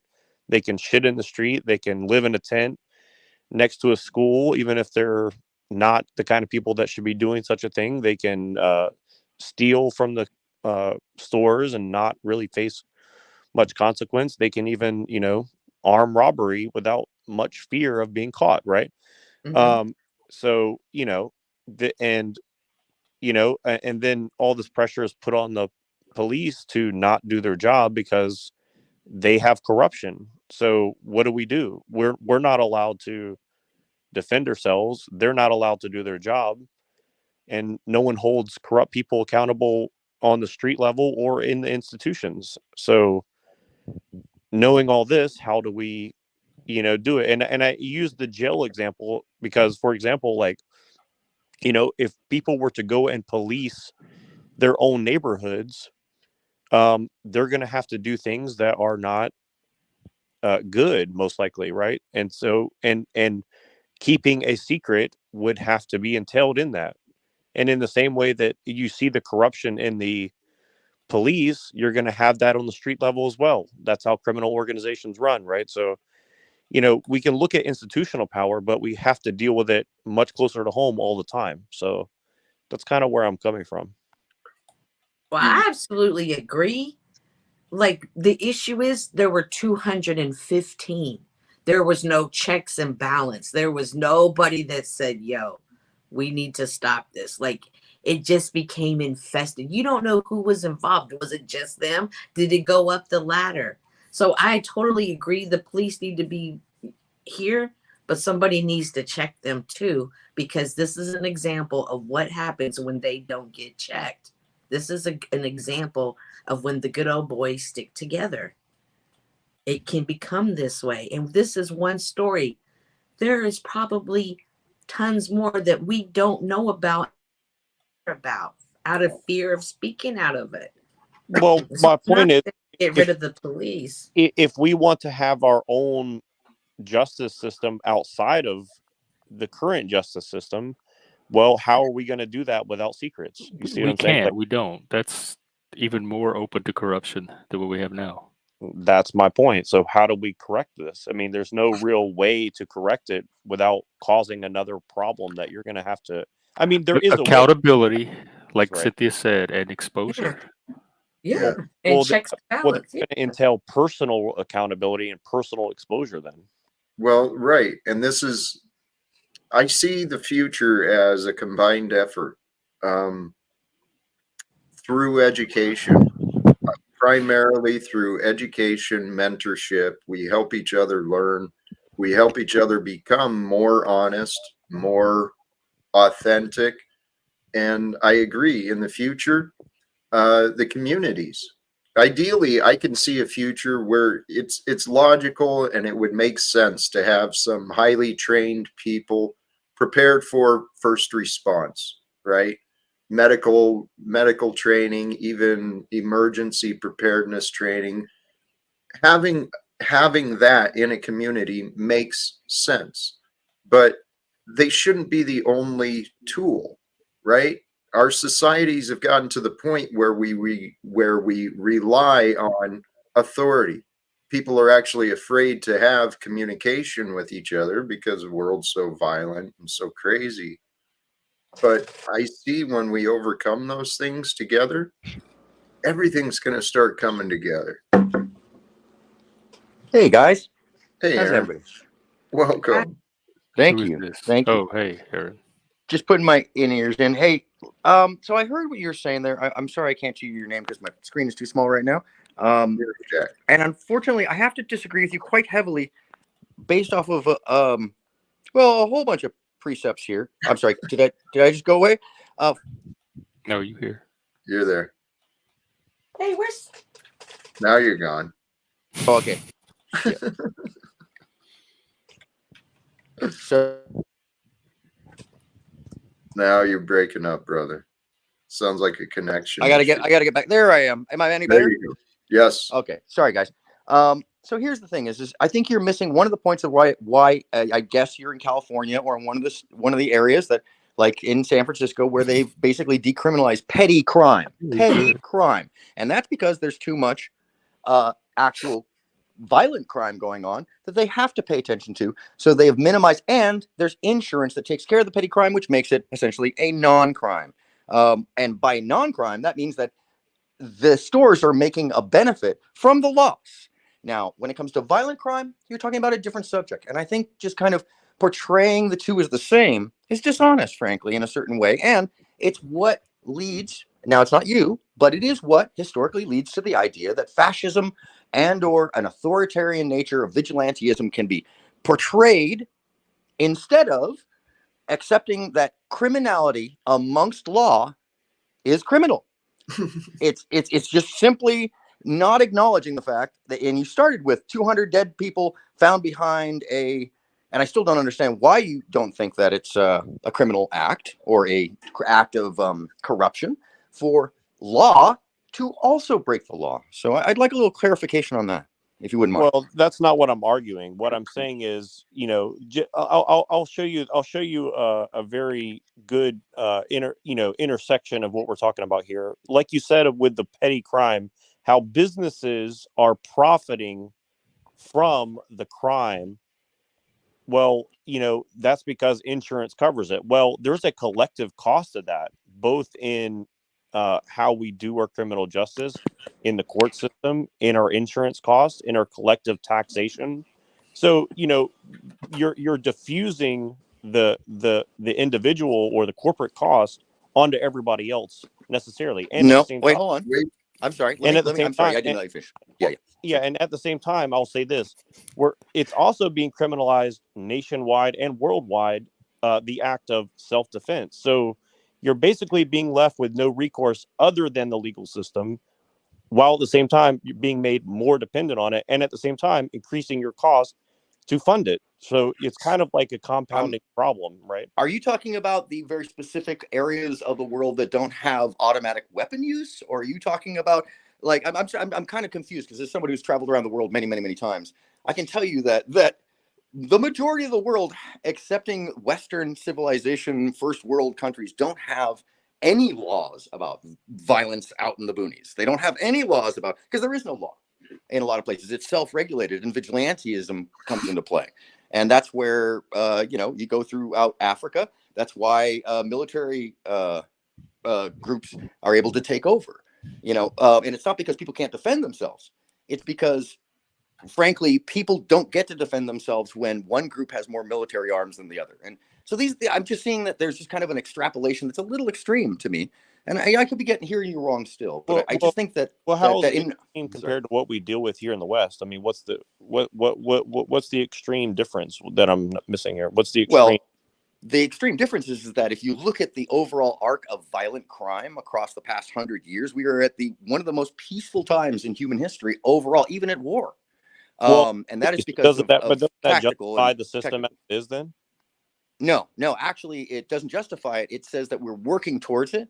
And then we're just at a phase that we need to figure out the next better answers. And those better answers are in, I think, what Jack has, which is to break the secrets and break the corruption. Sure. Well, here's the thing, though. You're not looking at a system within a vacuum. Our borders are open. Our laws are being used. Hold on, language about that. Borders are open. We have strict borders. If you've ever crossed through them back and forth, I mean, like, Canada's crazy about it. And this idea that we don't need people from other countries constantly just totally is blown away when you talk to any of the farmers in the Midwest. You're not frankly. System. Okay. You're looking at a system I'm that's extrapolating, huge amount of flux all the time with the different people and places and things coming in and out of the system. Okay, so what's wrong with that? Well, I'm not making a judgment on it. I'm just saying you're talking about a system as if it's in a vacuum when it's not. No, and it shouldn't be. I don't think it's in a vacuum. In fact, I would compare it all to the meta, which is to say that there is comparatively, we live in a peaceful, calm society where most people don't experience violent crime in their lives or even see it. Sure. Well, here's the thing, though. You're saying that outside of here, there's vigilantism, and that's a problem. But we're bringing people from those other places who live by that system into our system, and you don't see that as conflicting. I see you trying to take their culture to here when most people come here and do adapt. There are the outliers. There are those that don't. But we see across the board that isn't the case. People come to this nation because they believe that we are the melting pot still, even though some people in our nation don't. But you're saying assimilation is a positive, good thing then? We clearly have a positive, good thing because people from around the world have come here in succession, time and time again, to create you and me. And this is the thing, is if it does that, then it'll also do that in the next generation. We'll be more blended and we'll be more educated and we'll be more diverse in culture. And that's better health-wise, intellectually, socially, everything, man. It's just been proven over and over. When you go monoclastic, it takes that away. I agree with what you're saying. I imagine Neuro Jack's got some pushback there, but please, I want to jump in here. Okay. No, this is spirited. I love this. I appreciate these perspectives and the conversations, but you said something earlier regarding with the topic of profitable crime, how the costs are diffused onto the greater picture, and I get what you're saying with that, but if we bring that perspective back the other way, and let's start asking, why is the crime happening? Okay, what is the motivation behind the crime? And every case is different, and I know there's a lot of different motivations for people, but I would suspect much of the crime happens out of anger, out of, rage, frustration at the injustice of the greater systems in the society that we see. People living in communities where they're seeing people going to jail and just disappearing, right? Turns out a small crime turns into a death sentence. So we're seeing people with rage, we're seeing people with poverty, we're seeing people with fear. And all of those things happen because we're not connected to each other. Does that make sense? I'm sorry, Jack. That doesn't make sense to me. It does make sense. And it makes sense because we judge them off of their speech. We judge them off of the way they speak. We judge them off of the things that they think about instead of allowing them to be them. I'm judging them by the crime they're doing. It seems naive to think that. But for the anger, and even if it's anger, like what you said earlier about self-control and emotion, why are they held to a different standard than the rest of us when it comes to managing their anger? Well, hold on. Gen X? Oh, sorry. The different standard is most often unseen. Okay. child coming through. Does that excuse it? Well, it can be understood, and this is part of the problem. If kind of where I was going with machine lies, the systems are a projection of the ego. The ego is very punishing. It's very controlling. It lacks compassion. What brings us to whole is compassion and understanding. And if we look into, and I've listened to some of the professionals who've looked into a lot of the crime statistics. They're directly related to poverty, directly related to broken homes, to unhealed trauma.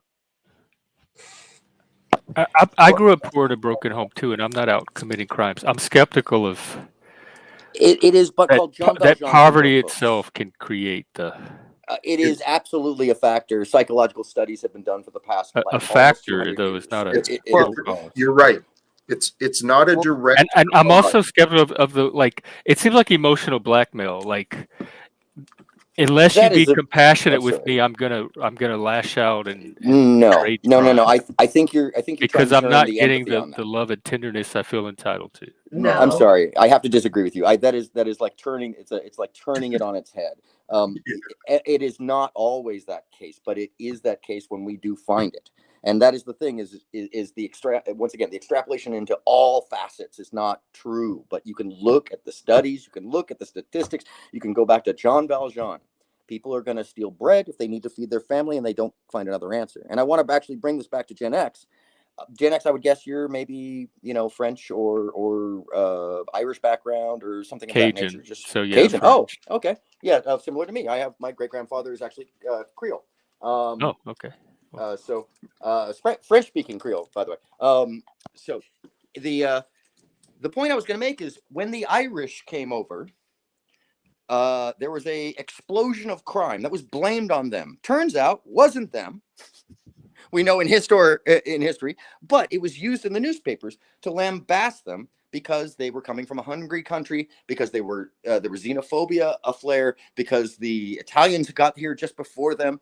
Turns out the Italians had formatted the earliest forms of the mob straight from Sicily, and they were interjecting criminality that was, corporatized in its early stages. So the misrepresentation and then their ownership of some of the newspapers helped to flip it over onto the Irish. And I would say that this is a practice we've done over and over and over in our countries, to have this xenophobic. We don't know them. They're the ones who bring the crime. And Before we, Before before I'm we only start- talking about the people that actually are committing the crimes and Well- Jack's justification for them. I don't know why y'all keep saying crimes, because I keep talking about the poor.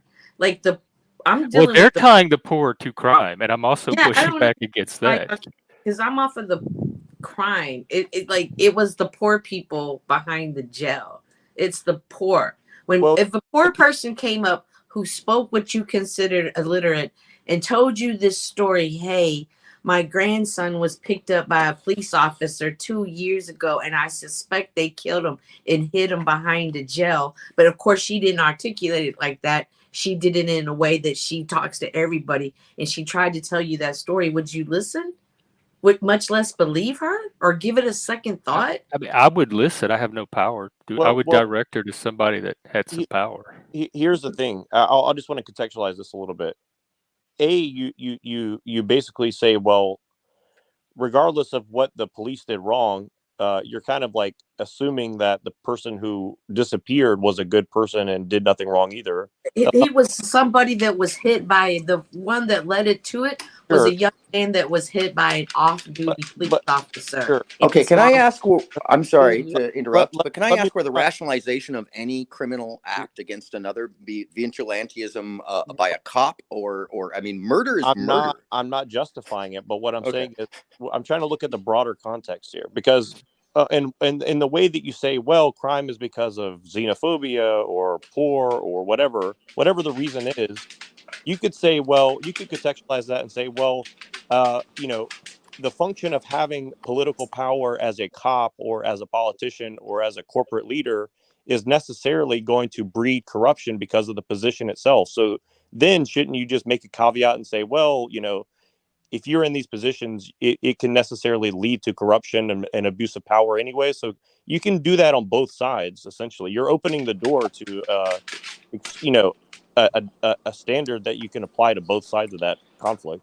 I think you're missing that there's an oath that does that already for every single civil servant in our nation. I think you're missing that there's already a valid way that this is done in both the law and in whether or not, and by the way, the respect of that law is dependent upon the culture of the agencies, by the way. And so, no, let me finish, because this is a big deal. It's like something I was looking at. But I'm talking about the psychological aspect of it, because here's the thing: if you're a cop and you have to deal with shitty people who are murdering and doing horrible things all day, that's going to affect you psychologically, just the same way as if you're a poor person and you have to deal with corruption of the people who are abusing you, right? So I mean, you know, but are you comparing the heaviness of responsibility when wearing a badge to just being a person who is maybe disenfranchised and seeking to fulfill the need to eat, or you know, well, I don't think something of that nature out here armed robbers. I would say yes. Or the drug addict on the street is like out here like as a justice seeker, you know, like I don't contextualize it in that way, you know. But you kind of are. I don't think you. I think maybe you're yes, hearing you it. are. I think Neuro, and I would have to agree with Aaron 100% on this one. I'm shocked you're even saying this. I take Neuro's point. I get where he's going with that. I know where he's coming from, but he's saying it's allowed. Are you saying that being a police officer dealing with crappy people is harder than being somebody living in poverty? I'm saying you can do the care and understanding thing on both sides. Yes, that's what I'm saying. Then you can run both ways. Is what I'm saying. And I have to have another meeting. I have to go to, so I'm sorry I can't stay. But this is a good conversation. Thank you again, Jack. All right, man. Thanks, Thank you. God bless, brother. No, I understand from the empathy point of view, yes, and that is a big deal actually in the institutional outreach to police officers, agents, you name it. This is a deal. I've always felt it very, very important that our systems be, well, given more use of psychological training, of empathy training, of all sorts of training, and observation from the COs, which doesn't tend to happen in all spaces. Like Ventura County, not far from me. My mother worked for Ventura County for 30 years.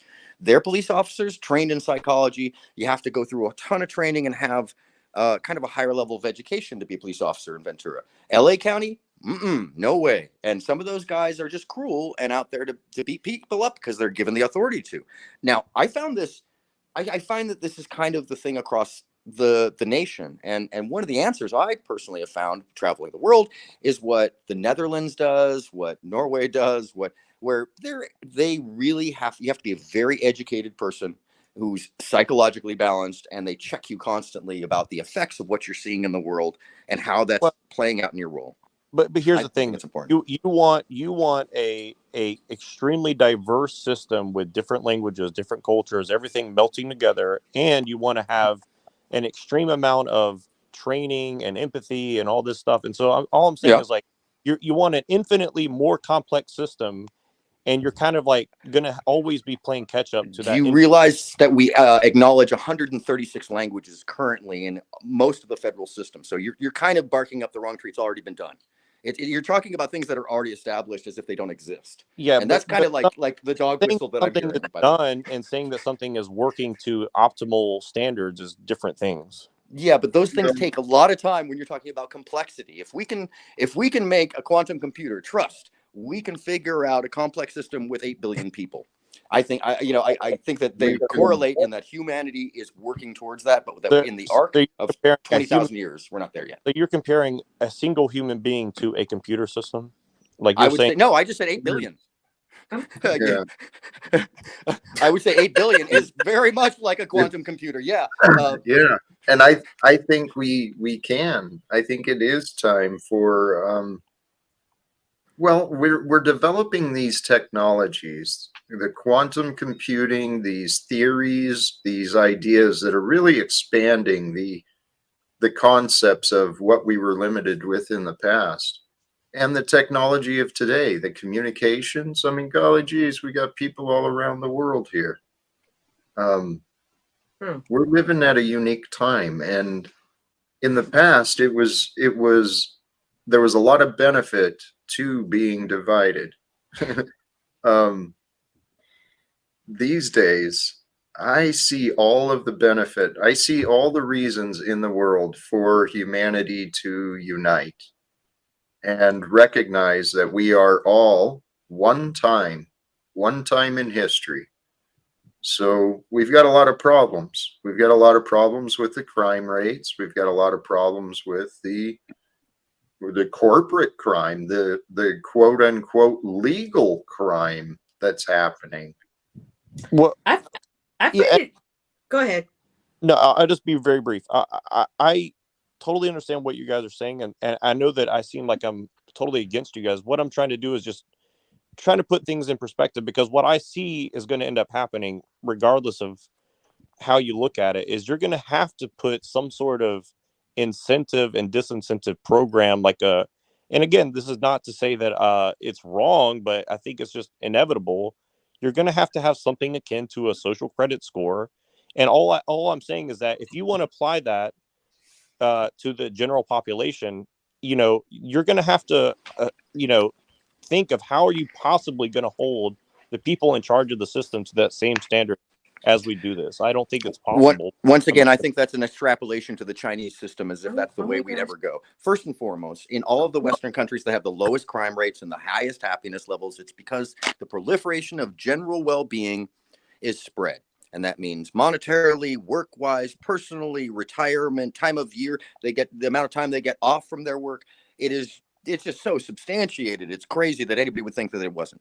And it's been proven for the past like almost 60 years since World War II, that those people that went to more social democratic systems that are less corporatized, but more moved by locality, meaning civil localities, have a better association to their needs met, or I'm sorry, a better ability to get their needs met, and also that's one thing I wanted to say, and in terms of that, is because I studied in the writings of political science. They have this guy Arnold Leipart, and he wrote this book called Patterns of Democracy, and he like talks about these two different types of democracy. And over in the places you're talking about, like Finland, and all those other countries, those Eastern European countries, they kind of have this, well, first of all, the state is very small, but then they have like 36 political parties. And all of those political parties have to agree on the same decision in order for a bill to be passed. So them making decisions takes a very long time. But once they come to a decision, they all agree on it. So, I mean, it's kind of a very different style, because over here we have a majoritarian system of democracy. You know what I'm saying? So, and then we have a very large republic. We don't have like small countries. We're not like Finland. We're not like a small Finland type of country, Machine, like you said, it's 136 languages, or whatever. Yeah. But Machine, let me ask you this. Wouldn't it stand to reason if a smaller country could use 30 or 40, including the Pirate Party, AO, which I've long pushed to be here in the US. Wouldn't it stand to reason that we could use that same system, since we are binary in a bigger system? Wouldn't it stand to reason that we could use a slowdown of certain aspects of our legal ramifications so that we get more equilibrium, and representation across the board? Wouldn't it work for us just as well? This is the question that's always been. And I think that we are kind of held back by our assumptions that we have to have two parties, that we have to have some corporatized system, that runs our finances and such. Even though it's capitalism is where we're at. I just would wonder, is that really the case, or is it just that we've never tried it? Well, I don't understand why y'all keep going off into the police system and the politicians, and not dealing with the issue of you could just educate the poor and then change could come about the other way. Like, I don't think we need to start with changing the system. I think we need to educate on how to change the system. And it's starting with educating people on when wrong is being done to you on any level. This is the steps that you need to take to get it corrected. The question there, Cynthia, we're coming at it from two different. Y'all are thinking, and I'm humanitarian, and this might be the problem of why these other countries are so successful, because they're humanitarians. You guys are arguing about stuff in other countries when it could be here. We could be doing stuff. Well, you got to define what you mean by educate, first of all, because I don't think educate. So if your child goes missing and you suspect a cop caught it, we're going to teach you how to call internal affairs. We're going to show you this is who you contacted. This is the pamphlet of the agencies of everything that happens to you legally, how it gets, you can make change. Well, I would say this. Why don't we teach people how to like raise their kids successfully? Oh my gosh. What world do you live in where everybody has the same chance? Do you think that people that live in poverty don't deal with drug addiction, don't deal with getting raped at the age of, raped at the age of 6 years old and up? Do you not think that this happens all the time? That it causes post-traumatic stress syndrome in 10-year-olds? Cynthia, yes, and Neuro Jack, that is the key. The key for our future, sincerely, it's education. Educating people on their rights, what is available, what is an option for them to do when things are happening. But most importantly for the future, let's start educating our children to raise children appropriately. I mean, let's start helping neighbors raise their children healthy with, you know, I don't know, we can change this whole world, and it comes through education.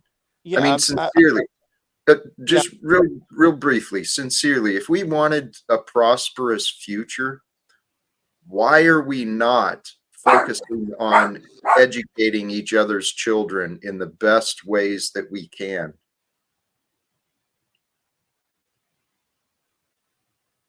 No, yeah, and I just want to contextualize what I mean. I'm just saying I agree with agree with both you guys, but what I'm saying is I'm saying like we have to break the cycle of trauma, right? People who are broken are easy to break and become breakers of other people, right? Like that's kind of the cycle that we're in. And again, you know, that's why I was going so hard at the one thing just to make the point that you can look up or down or whatever you want, but everybody is doing it from a position where it makes sense to them what they're doing. Most people justify what they're doing. You know, they're not some evil person who's just out to destroy humanity. Some people do, but overall, people aren't just trying to destroy humanity or something like that, right? That's what I truly believe. And I mean, the old adage is true: hurt people hurt people. And we've got a world today where trauma has not been understood well in the past. There's a lot of hurt people out there, and I think that's why we do have a lot of crime. And we are here, the point too, we are here to interrupt those patterns, to break the patterns of abuse, break the patterns of poverty. We're here to help raise each other up. I see that happening. But Jack, I got a question for you and for Neuro as well. So the question is, say you do teach everybody and educate everybody from the beginning how to deal with situations, get a hold of people, and do the right thing and all that. If the system is corrupt, which we all know the system is rigged and corrupt, how do you go about doing that if they reach a certain system and it's corrupt and it's not going to give them the answer they want? I'll just say my answer very brief because I think it's very simple, and I would love to hear Jack after that. I'm going to jump off in a second. I think that you have to have enough healthy people who are willing to sacrifice comfort and go and get involved in their systems and say, we are not going to allow corruption in our personal lives, and we're not going to allow it in our systems, right? And it's going to be very difficult because most people are responding to incentive. And if you don't address the incentives, you're not going to address the problem, in my opinion. I agree with you. That's actually a great point, by the way. Yeah, I do agree with you. Yeah. But here's another question. I'm sorry, go ahead. Would welfare be included as an incentive to the person who just asked or claimed that the problem is with our incentives? Yes, but I don't think welfare is the primary problem that people make it out to be. I think it is a problem, but I think that overall, like, it's the family structures and family dynamics that are feeding into that. And I think that a lot of it does come from, policies that are bad on purpose, right? Like, I think that if you look at what welfare did to people, at least if it was an honest mistake, we haven't corrected it. And I don't think that us not correcting it is an accident, right? And I think that, we are aware of that, but if we don't start and going and really taking a look at where these ideas are coming from and who are writing them down and who are holding those policies, we're not going to. I interrupted you. Excuse me. No, Go it's ahead. okay. I'm finished. I'm pretty much when done. Roosevelt created the dole, which is, welfare system, he explicitly stated that he was worried. It was supposed to be like a not an enabling thing, but more like here's a hand, get back on your feet, and then when you can make it on your own, go do it. But the problem that he feared has actually come true. And so if I were negative, I would say just about any system is abused. But if I were more trying to be a little more, realistic, I would say it can be abused. Any system can be abused. And if there is something to abuse, people will abuse it. But that shouldn't stop us from trying to do things. And we have to start from somewhere. And then one more quickie thing. I was hearing people say, I think the problem is this, or I think the problem is that. For example, raising kids and diversity and different things that we think are wrong. But I haven't really heard what we're doing right. And I haven't really heard more than a single reason what the problem is. Because if you take any problem in your life, even the one that you think is the simplest, you'll notice that the cause has very many variables. You just have to sit and think really clearly. For example, if me and Jack weren't getting along, it's because Jack is stubborn. Just let me use that excuse. Really, the problem is multifaceted, and the problem is to fix it. It's going to be a little deeper than that. Not so complex, but it's going to be the way I communicate or fail to communicate well. Maybe the message, the way Jack is Talcotting it. Jack is digesting and interpreting the message. I'll briefly respond to what you said. I think that people need the ability to negotiate, and the only way that you're going to have that is healthy people. If you look at the way the system is, your idea of healthy is not everyone else's. Well, of course, homeless people can be perfectly healthy in the mind. Well, see, right? We already don't agree, right? Well, yeah, but I think that we all have a baseline, that we can all agree upon, right? Sure. Like, what would an example baseline be that we can all agree upon? Authentic is a first step towards being healthy. Yeah, knowing yourself and knowing who you are and knowing the environment. Like, what I'm saying is, like, if like you're using the corporate system as a thing to say, well, we're all kind of being forced in this corporate system. Well, the thing is like, if people just said, I'm not going to cooperate with the system, I'm not going to go get that job, I'm not going to go cooperate with that, you have more ability to do something along those lines than you do to go and say, well, I want to tell Trump to do what I want. Yes, you know what I mean? True. So yeah, it's unrealistic. Well, yeah, it is if I can add on unrealistic. to actually what's just been said. I still going to do that. I often lead teams of people from afar or in close proximity, like in basically in the size of a submarine, but smaller, where you have to live across from people and deal with them personally after work and in between and there. And one of the things, especially because it's a creative and technical field, I have found over 3 decades now is that you, as a manager, we find solutions for the individual that helps them excel based off of what their needs are and the way that they apply their needs and interests. Now, I have often worked with people that would reject this, but I get this from the fact that my grandfather helped initiate the reform system in California's penal system to get people jobs. One of the people that got a job, and I'm making this as an example, anecdotally, because these things are about individual proclivity, interests, values, and there's as many of those as there are people on the planet. And for each person, like Lindsay was saying, it is a complex set of order. To act as though we can train everything as a monolith is a mistake. And each of these things needs to be dealt with, unfortunately and fortunately, as its own. And when you take that time, and maybe a little slower than faster, it provides results that are, I would say, on the Definitely level slower. of the world stage, which is where I'm presenting, and that's the difference.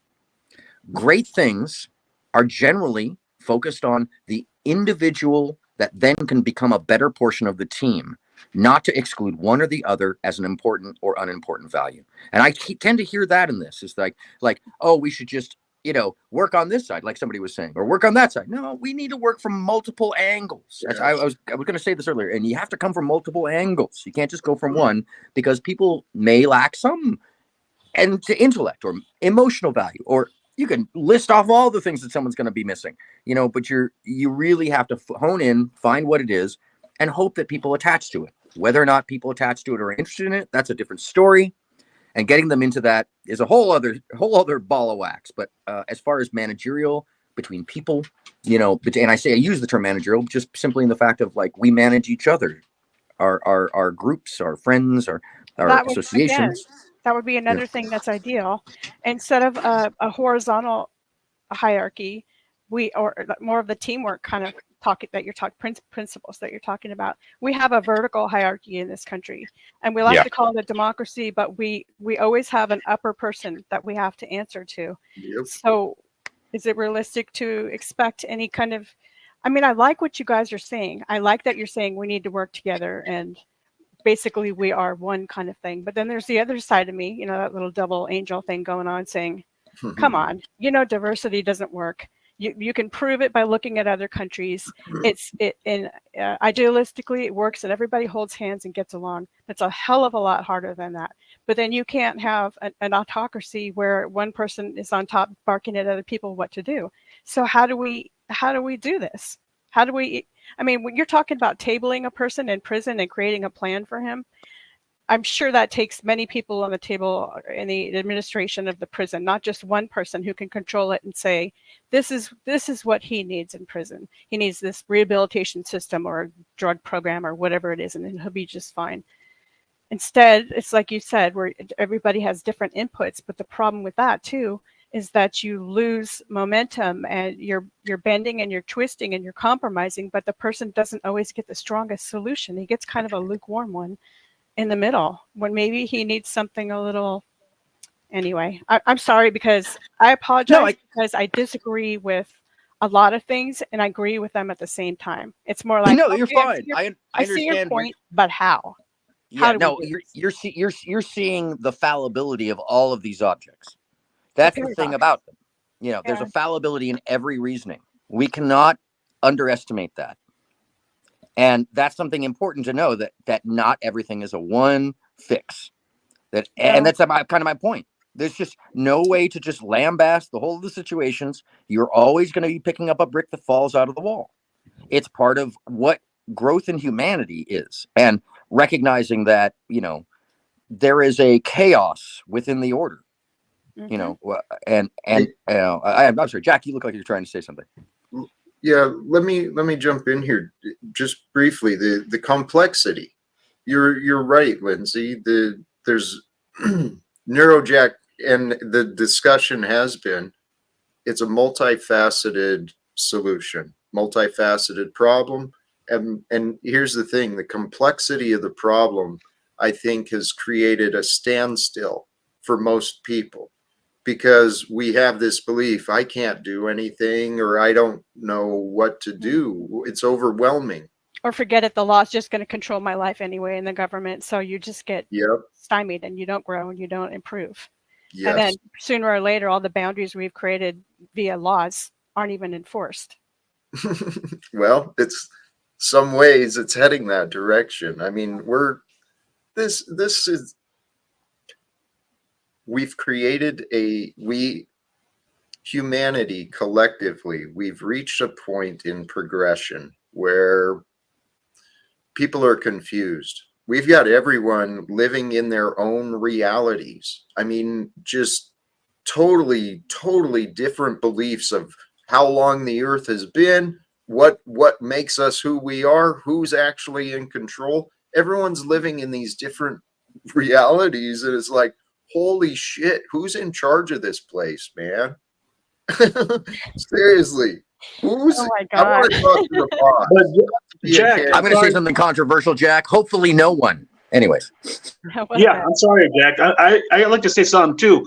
Does it really matter who controls this place if everybody has a different opinion, different thoughts? It doesn't matter what they're thinking. As long as they don't harm anybody, as long as they don't harm anyone, is it okay? I think it's okay. But that's not what's happening. There's a lot of harm going on around, and there's a lot of people convinced, they're living their reality, believing they are just in putting on the costume and, putting people in jails and in cages, just off suspicions. If you consider infringement on your rights to be harmful, which many do, yes, there's another problem right there, because my idea of an infringing government is not necessarily your idea. But yet again, that's how we make it work somehow, because you buy a house, you pay for education, right? You own a property, you pay for education. You don't have a choice. Wait, that's the problem. We should not be withholding education. We should not be putting knowledge behind a paywall. This is why we have poverty and people uneducated, because knowledge is power.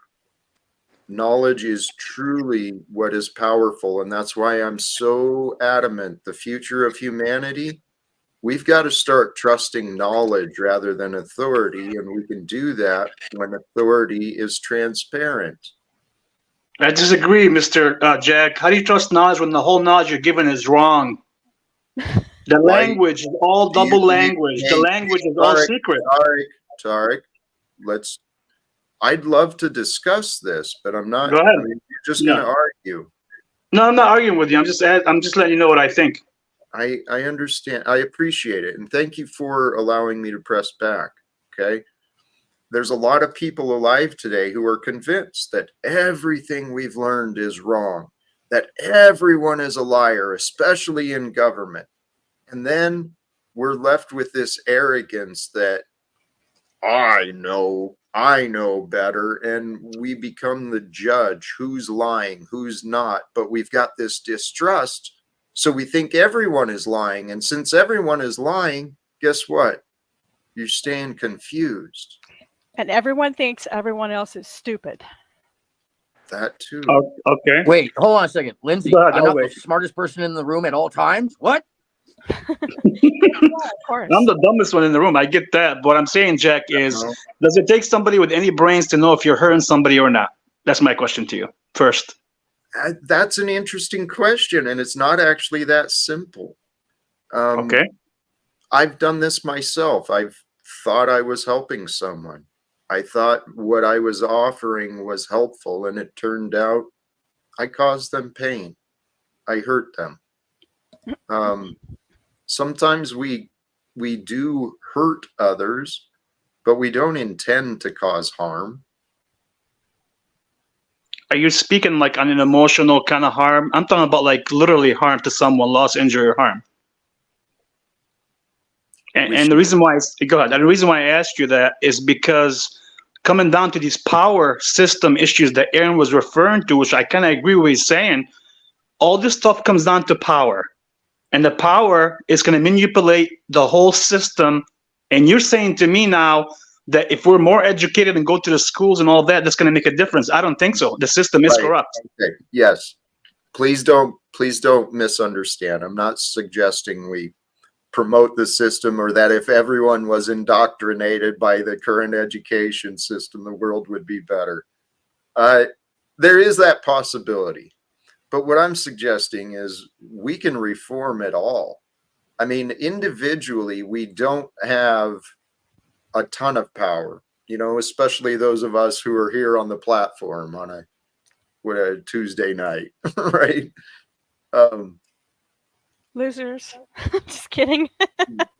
Well, together Nerds. what Moose is saying, if college was free, there wouldn't be as many admins, lifetime professors. The way the system is designed, it is so illogical, and it's got the world confused. But collectively, individually, it starts with one. Individually, we start healing ourselves, learning and knowing what is true, allowing ourselves to adapt to what we learn, but growing. And then we help others learn. We help others grow, those around us. And then together we find ways to communicate with administrators or elected officials or people who have more connections. I get it, Jack. I get you. We have to start with educating. Yes. Jack, the only I'm sorry to interrupt again. The only thing that bothers me, it's not about what you're saying, okay? Because like you said, some people know some things and some people don't. Like you may know something I don't know, and I may know something that nobody on that panel knows. The same thing with Aaron or Lindsay or anybody, right?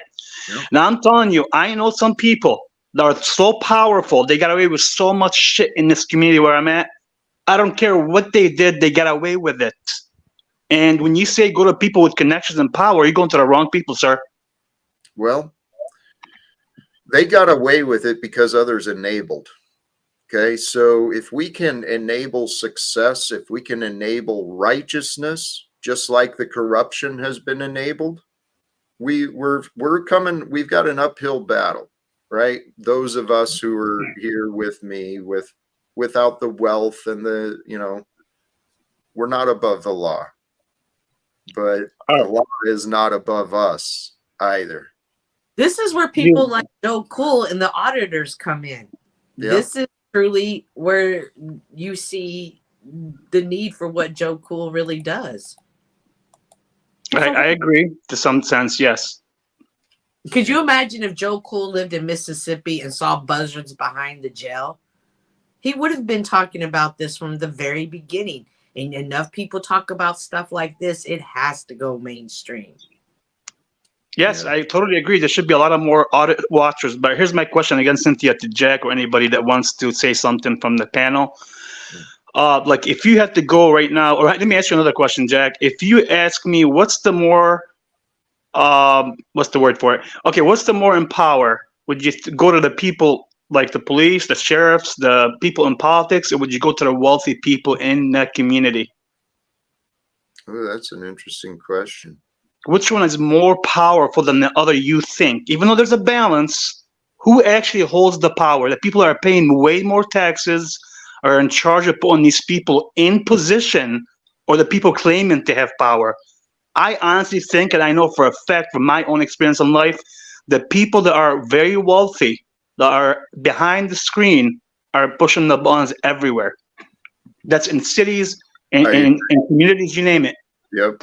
Tarek, I believe you're right. And here, I don't think I'm naive, but I'm also not ignorant. No, I know you're not. I know you're not, Jack. I hold the hope and faith that there's people in the system, government, from the local community government all the way to the federal government. I have hopes that there are people in the systems who don't realize what it is they're doing, that they don't realize that, just like many of the citizens don't realize they've got the right to be free and to be sovereign as long as they're committing no crimes, doing no harms.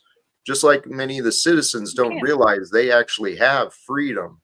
Many of the people in government may not realize they have the right to turn down the lobbyists, to turn down the corporations, to actually do what is morally just. People in government, they actually have the opportunity to even break some of the rules, to stand up and speak out as whistleblowers. And then we in the community, we can do what we can to help protect and support the whistleblowers, those people on the inside who are coming out and saying, you know what, This guy in the top, yeah, I enabled him in the past. I enabled his wealth because, well, I thought it was right. If we get more people, citizens, whoever they are, that's what this world is going. That's what will lead this world, with more people being honest, more people being authentic. It is a lot easier to share compassion and trust with someone who's authentic and someone who's honest, right? So I think though that's what's going to change this world. Compassion, honesty, transparency. We can fix the governments, we can repair the education systems, and actually we could take the things that are just like our individual lives. We can take the parts of our lives that we love and we want to treasure, and we can build upon those things. The things that we've collected along the past from the world that really don't bring us joy, we can cut it loose. Jack, go ahead. Can I ask you? Because you started to touch on this, but how do we then address the embedded unknown, like what I've been covering? Those things within the system that can cut off all of the well-meaning, all of the folks that actually do follow the law, all of those things, and take it right out of their hands. What do we do about those people, because they are so unseen so often? How do we address that? Because they, even in the power systems, they wouldn't believe that they exist.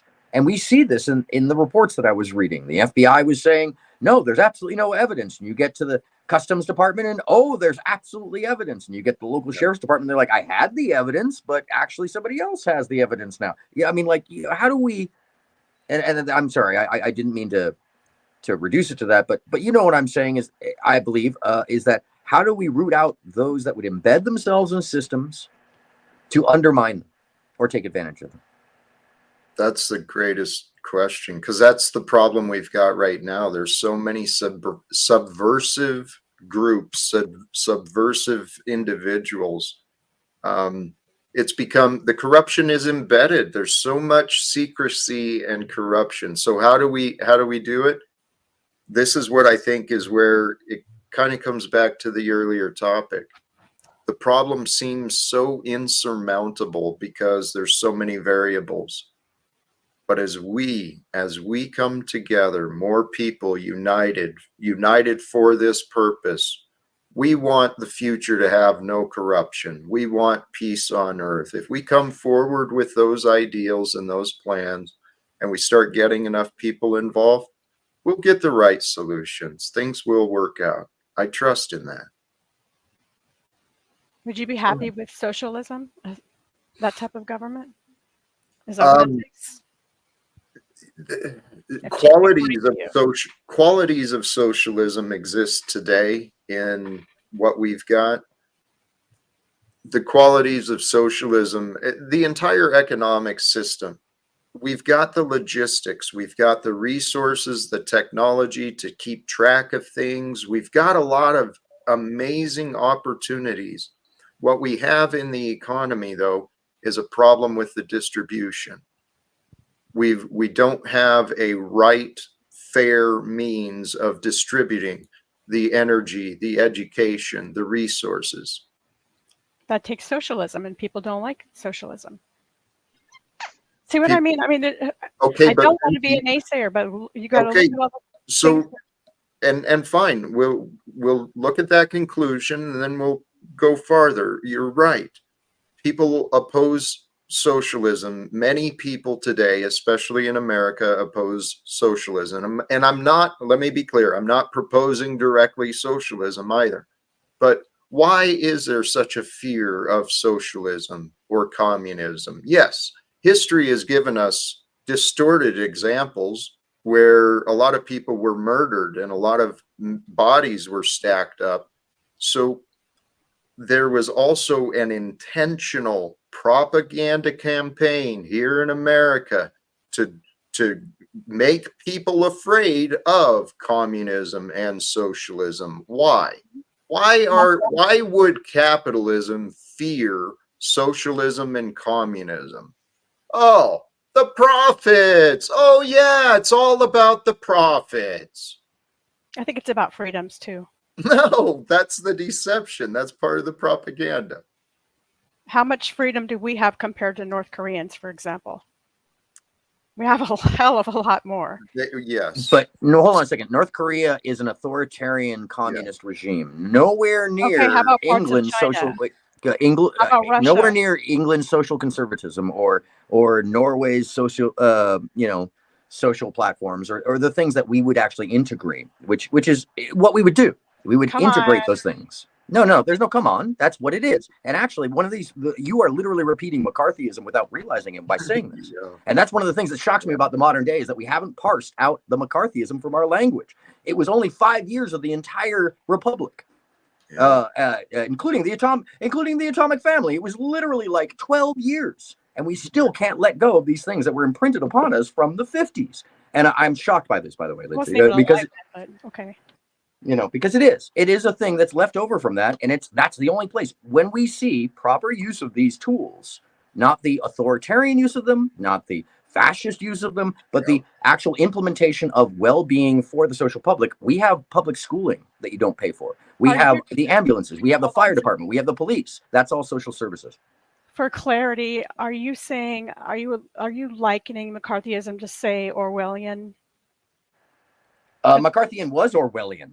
Exactly. Okay, I have Orwell talking about McCarthy as his fear. So yes, I would compare the two, and I would compare the two because Orwell compared the two. Believe me, I'm not into that kind of thing at all. I'm just speaking my mind, but I don't particularly feel like being labeled. Except for that, I could definitely say that I'm not a communist. So if you had read the Communist Manifesto, the United States actually practices one of the economic systems described by Marx and Engels, and that's bourgeoisie socialism.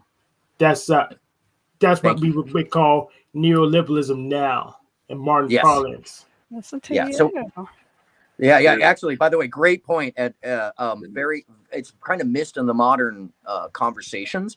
And what I would propose at all, and I think what people are generally proposing, is a much less radical, less involved system, but just a more equalitarian system that we do seek to run towards or move towards when, people like Jefferson and people like Sam Adams all believe that this was a possibility. And Adam Smith, thank you. Equalitarianism, egalitarianism, utopia, all of those words to me. I'm not for utopia. We just need the FTC and FCC to get back to work again in the trust bust and stuff. So we don't really need a full communism. We just need to get the FTC and FCC back to work. Get them to start refereeing again. Yeah, true. Great point. And actually, the busts of the massive corporations of the early 20th century were a great point of what it was that we can do and how it does benefit the public. The public's wealth in the 1960s was higher than it's ever been any time in the world. And we lost that in the 80s. Why? Because of the practice of reverting those social systems. Thanks, Ronnie. We know how the machine life feels about industrialization. Yeah. Not a fan. Well, it's funny that that you guys mentioned Orwell and some of these other factors. I think it's important to realize that the objective means of power in our age are technological. They use technological means to govern people. So if you want to change the system, you would have to employ a change of the technological means. But the other factor in that is what Orwell pointed out was the failure of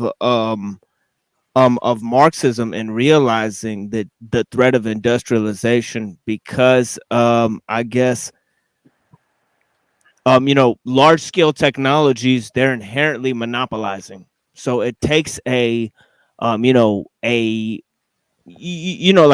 you have to create a government agency for certain large scale technologies like nuclear power. Yeah, because they have to be to even exist. Yeah, so who's going to manage these things over time? Well, you have to create international governments sometimes to manage large scale technologies, to manage organizations that control, I guess, international trade and these other things.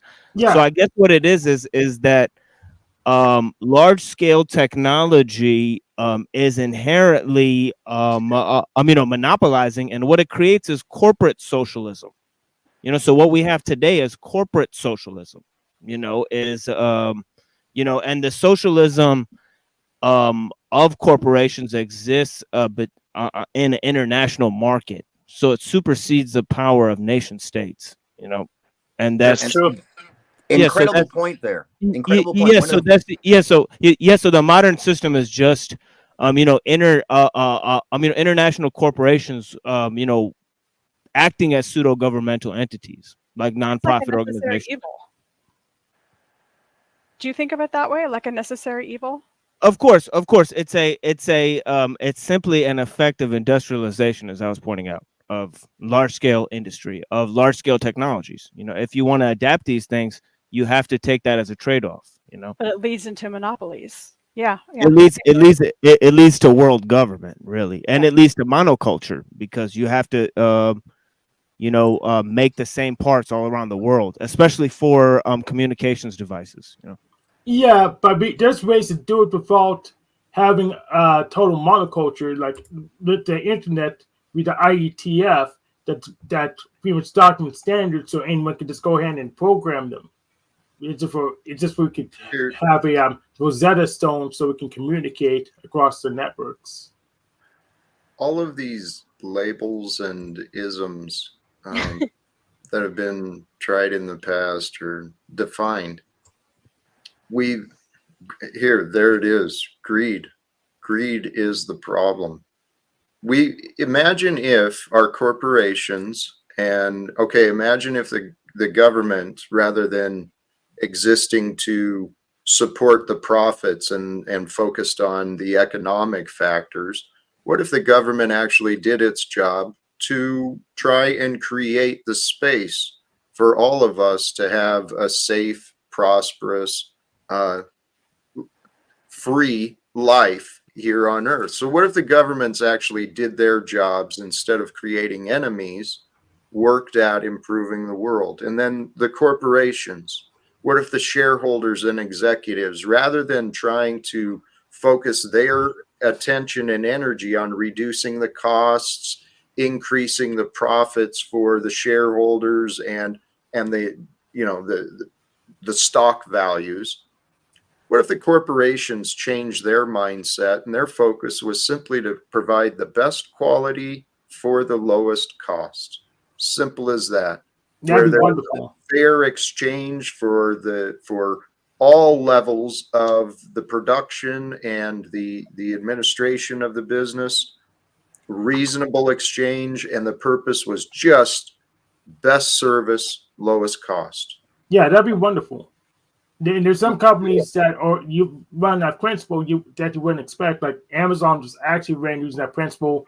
It didn't make profits till like the last 10 years. Well, okay, there may be some truth to that. The Amazon is definitely though profit oriented, at the expense of the safety and welfare, the dignity of many of their employees, their suppliers.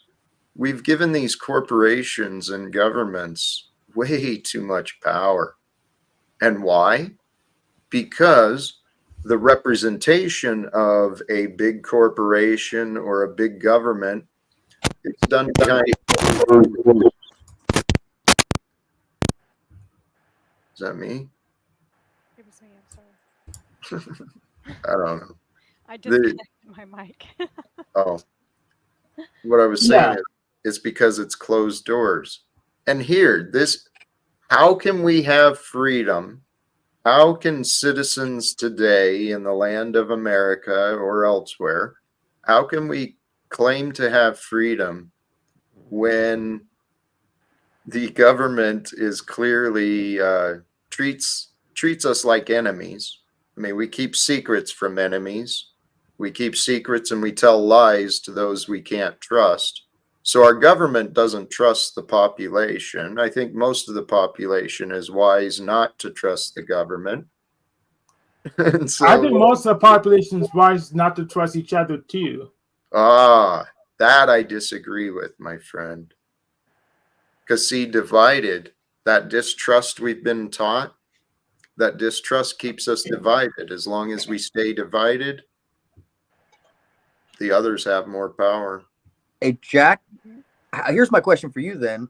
What is the meaning of freedom? And isn't that the long-standing, ever slowly evolving personal meaning that we could probably ask everybody on the panel their idea of, and we'd probably get a bunch of different responses? I mean, how do we coagulate? How do we kind of center that meaning of freedom as it moves forward? Because some people think freedom is absolute, and that's only the way it could be. And some people think that's freedom within a system. Mm-hmm. Good question. It's a good question. Right. Yeah. Well, it comes from the notion of freedom is inherently internal, whereas the notion of control is essentially external, because you're controlling. You have to apply your freedom to the control of things.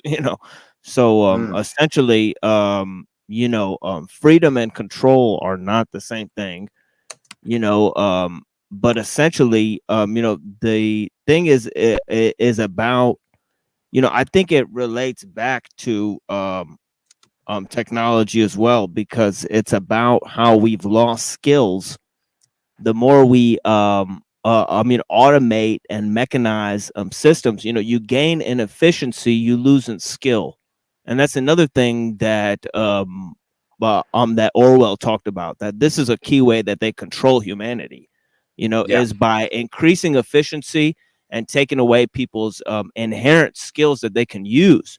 So instead of improving the tools we use, we develop overarching techniques and systems, so that we don't have to control, so that we can relinquish control to the system. And that's the danger of creating externalized forces of control, externalizations of our ego, if you will, that takes us into, which is these, I guess, what we need is an improvement of tools. You could manage tools because you can use tools based on skills, but you can't manage systems. Systems are controlled by techniques. Anybody can use techniques. The human element within systems is interchangeable, but the human element within skills that we need for to apply to for each other, human-centered skills, that application will never go away as long as we have communities, as long as we have reliance on other people. Yes, brother, you said a lot, and that is so true. The individualized skills have been depleted for the purpose of the system. Now, whether this was intentional or just an added benefit for the oppressors, I never realized that. But the industrialization and taking these craftsmen and changing their skills down to you do this widget, you turn this nut, creating these assembly lines, people become absolutely replaceable.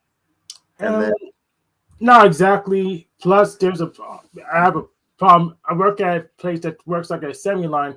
We have a problem cross-training people because people just don't want to learn more stuff. I run into it a lot. That's so the world. People don't want to do more than one thing, and I've regularly getting into disagreeable situations because I would rather people be able to do more than one thing at a time. Sure. So I got a question from Machine, actually, Jack. I'm sorry to interrupt you. Go ahead. What do you think then Soma is in today's terms? And if people aren't familiar, Soma is the drug that if you took a little of it in Orwell's future, it calmed you. If you took a little more, it would sedate you. If you took enough of it on a regular basis, it would just basically make you a zombie. So what do you think that the Soma is? Do you think it's the phones? Do you think it's and what was just being spoken about sounds to me like kind of Soma is like, I don't want to take part in that. It's sports ball, I think. Well, I think that we're in a form. Well, it goes back to that concept I mentioned earlier, externalization of the ego. I mean, that is a form of psychosomatic detachment, and I think it leads to a sort of numbness to our environment. You know, we look at the world, and it kind of cold metal perfection. You know, we have a numbness to that. You know, because we don't have relation to it. Although, you know, if you look at like a tree or an animal, you know what I mean, or something like that, because it has the quality of growth, you know, something that is a inorganic, it doesn't necessarily have growth. You know, it doesn't have the potential for growth. You know, so it just is the way it is. You know. Did you say that the ego is psychosomatic?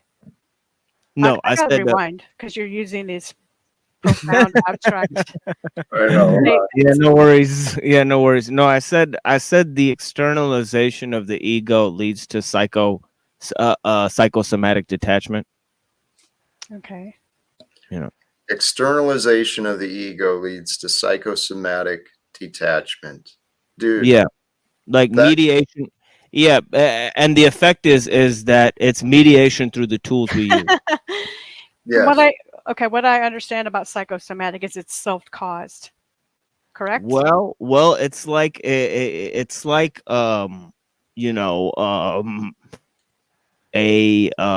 yeah, exactly. Well, what is self-caused if you are relating to yourself through your cell phone, you know?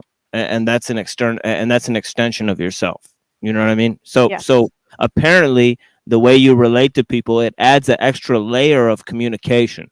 And that form of mediation leads to a sense of numbness for most people, at least. Okay. Now You that know, makes because sense to me. Yeah, yeah, you had to stupid it down. yeah, Okay, I like kind say, of had to like break say, it down like a lame. oh no, oh no, oh no. Of course, I'm happy to take people there. Hey, absolutely. If you can't explain it simply, you don't understand it well enough. And Period. Lies does a way he can explain things in many different ways. I've noticed that. I wouldn't necessarily simply, but if you can't explain it Yes. at all, you don't know. You don't. If you Fair can't joke, you don't know it. But some things are just not that simple. True. True. Very true. Regarding the idea of externalization of the ego, though, I'm telling you, this is what, now that I've seen this, I can't seem to unsee it. The structures of the government, the systems, it is the externalization of the collective ego. And we've become reliant upon the ego. We do, individually and collectively. We become reliant on the ego, allowing the ego, the systems, to keep controlling us. Isn't there a good reason why the ego's there? I mean, I was typing in the chat, and one reason why I jumped up is because we kept saying this is egoic, that is egoic, or are you doing? Cynthia was saying, are you trying to do something for someone because you're trying to help them, or is it a matter of ego? Which I thought was a really good question. But I also wonder, and I want to ask anybody can answer, what's wrong with assuaging or appealing to one's own ego, if even a little bit, not massively? Is anything wrong with that? Oh yeah, so just a little bit. Yeah, I don't think so. But yeah, what's wrong with people appealing their own egos that they're less easy to control? So if they're following their own ego, they're not following someone else's ego. They're not as easy to control if they're paying attention to themselves instead of the leader, the priest, or whatever. I think we all do egoic or ego-based things to an extent, and I don't fault anybody for doing something egoic for a minor reason that makes them feel good, or it helps somebody, well, it helps yourself, kind of thing. But I understand that done too far, it can be deleterious. So again, couldn't it be argued that the ego is the basis of our judgment, that it is the root of our judgments, and that when the ego does get out of control, our judgments become flawed?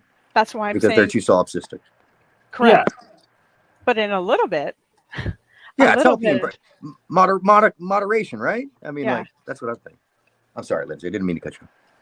No, all I needed to say was, was that brilliant. Well, I mean, even in the comparison of the individual ego and the systems of control and regulation, they serve the same purpose. There is a value, there is a benefit um, to our individual egos. Someone pointed it out in the chat. The ego is actually what keeps us alive. You know, it's the it's the primitive part of the bodily form that wants us to continue. So just like the government, in theory, the systems of government, the regulations on the corporations, in theory, those are there to regulate, to keep it limited and keep order and control.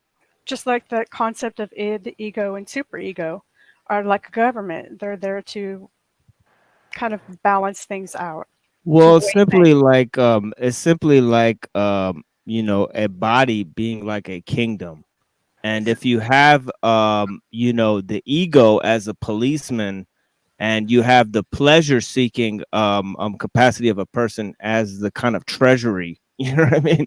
And of course, if the state is controlled by the Treasury Department, it's going to loot the people, you know. And if it's controlled by the police force, then it's going to proliferate crime. It's going to sometimes create crime, you know, in order to solve its own problem, you know, because that's going to get more funding for the police department.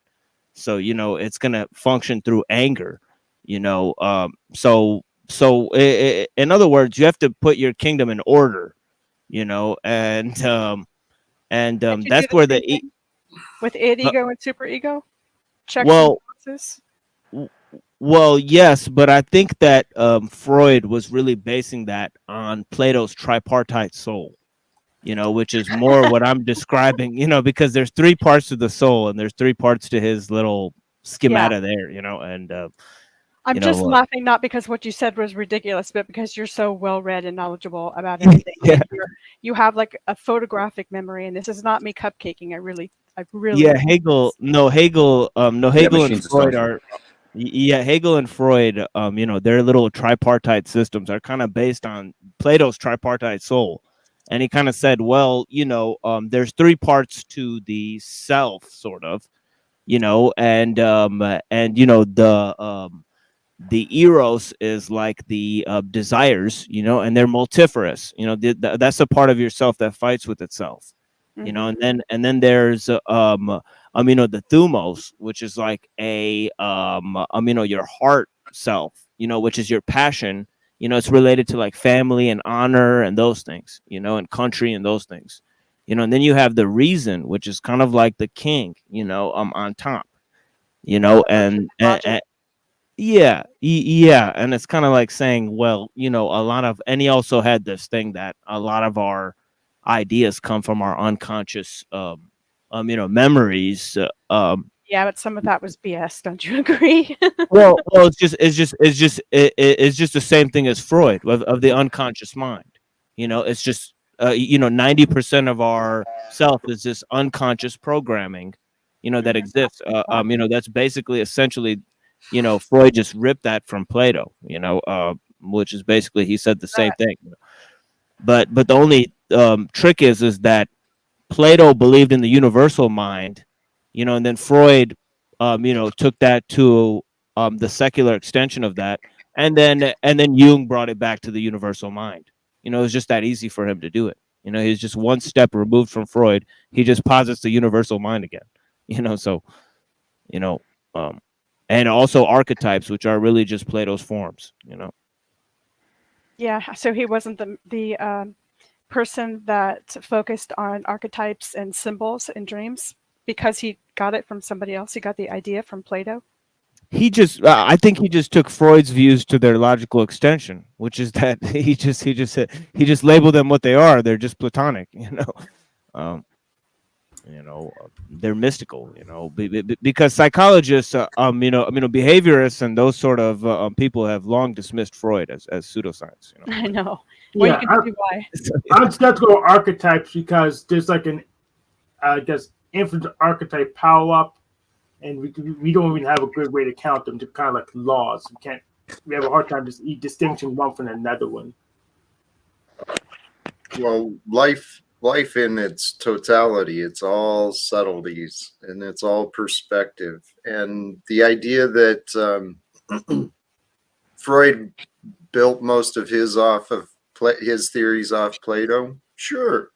I mean, what is true, and we've got a lot of different explanations. Not all the explanations are accurate. That's why I like cherry picking. You know, that word, or I guess it's a phrase, a compound, whatever, adjective and noun, whatever. Cherry picking, I think, is absolutely not a bad thing. I think most people do it, so I think it's normal. And I think it doesn't mean that you are not able to apply logic to everything. It's just you're accepting who you really are and the things that you need and what you are and what your philosophies are, and you're winding them together in a way that makes sense to you. Yes. Yeah, like the externalization that he was talking about, but rather inverted. You can learn from it. You can accept it into yourself, but you can also see it as the externalized.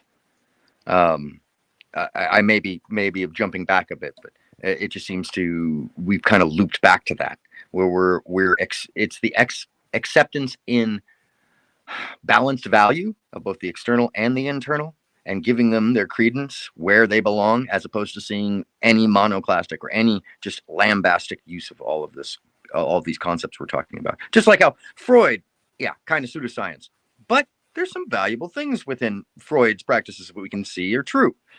Jung, a ton of applicable sciences, but at the same time, someone could find it very fanciful because it goes into the esoteric very quickly. So well, that's the thing is that Freud was a combination of two astute minds, which is Darwin and Nietzsche.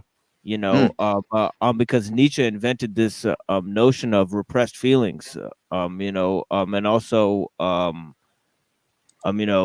I guess Darwin, he was starting with this kind of atheistic view, and if you apply that to a species level, then Freud's theories were actually weaponized, in terms of his nephew Edward Bernays. So when applied to a mass setting, it seems like Freud does have some applicability. So it's not so easy to dismiss those theories, because when you go to postmodernism, indeed they have been weaponized. Right. In terms of, that's the tough portion of actually making the call about Freud in usage. It is because there are verifications of it now where maybe at the time period it was more fanciful, and the cocaine the guy was doing, but it does have this is the thing, when what Jack just showed is totally true. Lindsay brought up about cherry picking. It reminds. Oops. Sorry, I interrupted. No, that's okay. My And actually, bad. I got to jump, Jack. I really appreciate everybody on the panel. What great minds. Everybody, open souls, great minds, great conversation. Every single one of you, and everybody's been on the panel. I really appreciate it, Jack. And thank you once again, everybody, Lindsay and Hank. I didn't catch Sterling down there, but Machine, and of course Jack. Thank you so much for having this, and y'all have a great evening, and keep on keeping on. The brilliance up here. Thank you for joining. My pleasure. He probably didn't miss anything. I mean, don't feel too bad. But there was one thing I was listening earlier. I think it was Hank that was telling us that story about how they were like cross training people at his job, because people didn't want to do more than one thing. And like I sort of relate to that, but like I don't even want to do one thing. You know what I mean? Like, oh yes, I do. If I can get by without doing anything, then I can do all the stuff I want to do. Yeah, I don't want to do anything though. You know what I mean? That's why I'm a communist. I'm a communist slave, I guess. But no. Hey, what's up, Jack? What's up, panel? What's up, Machine Lies? Hey, Lindsay. Never met you before. What's up, Hank? How y'all doing? Yeah. Hi, nice to meet you. Yeah, cool. Are you a NASA employee? I was just trying to make friends. I thought I could label myself with like the most labels that would make me popular to the group and the panel. All right. Yeah. All right. So you have that you have that what's it called, tourist shirt, because the guy who landed think a probe and an asteroid that wore the same kind of shirts. Is that correct? Actually, yes. Yes. Like, what gave it away is what I was wondering. You know what I mean? Like, no, I'm on vacation. I'm in Costa Rica. Yeah. Yeah. Actually just moved into this little hotel because I got kicked out of my Airbnb last night. Apparently I didn't realize. I did realize that there's like time limits when you can't go to the pool, and I had some friends over, yada yada. So I'm a little disorganized right now, but yeah, carry on. Thanks for having me. Yo, I got one question, dude. Are you there with that girl where you pulled up with the purple Lamborghini, and is that why you're in Costa Rica? Yeah, well, It's loud. yes. Like, how do you guys like? I don't even have to tell you guys anything. You guys know everything about me. Like, yeah, I think Damn. he likes that girl. See, he's living the dream. absolutely. At least someone Yes. is. You know, But at listen, least guys, Yeah, enough great. about my Someone greatness. is. Yeah, enough about my greatness. Like, please continue with the hardships and things we're struggling with. I want to try to be more like that, you know, more human that way. Cheers. I think I took it off topic because I compared a government system to the id ego and the super ego. So if you want to go back to talking about the government stuff, I always make analogies, and that can lead to tangents. And so that was probably what happened. Well, I feel like you know, I feel like the ego and, you know, doing like selfish things, voting like, you know, for selfish motivations and making decisions that are selfish and looking out for your own best interest. It serves a purpose, and it can get you. It got me where I was today, where I am today. But then it's a beautiful thing. It's a beautiful thing once you make a transition into voting against your own best interests.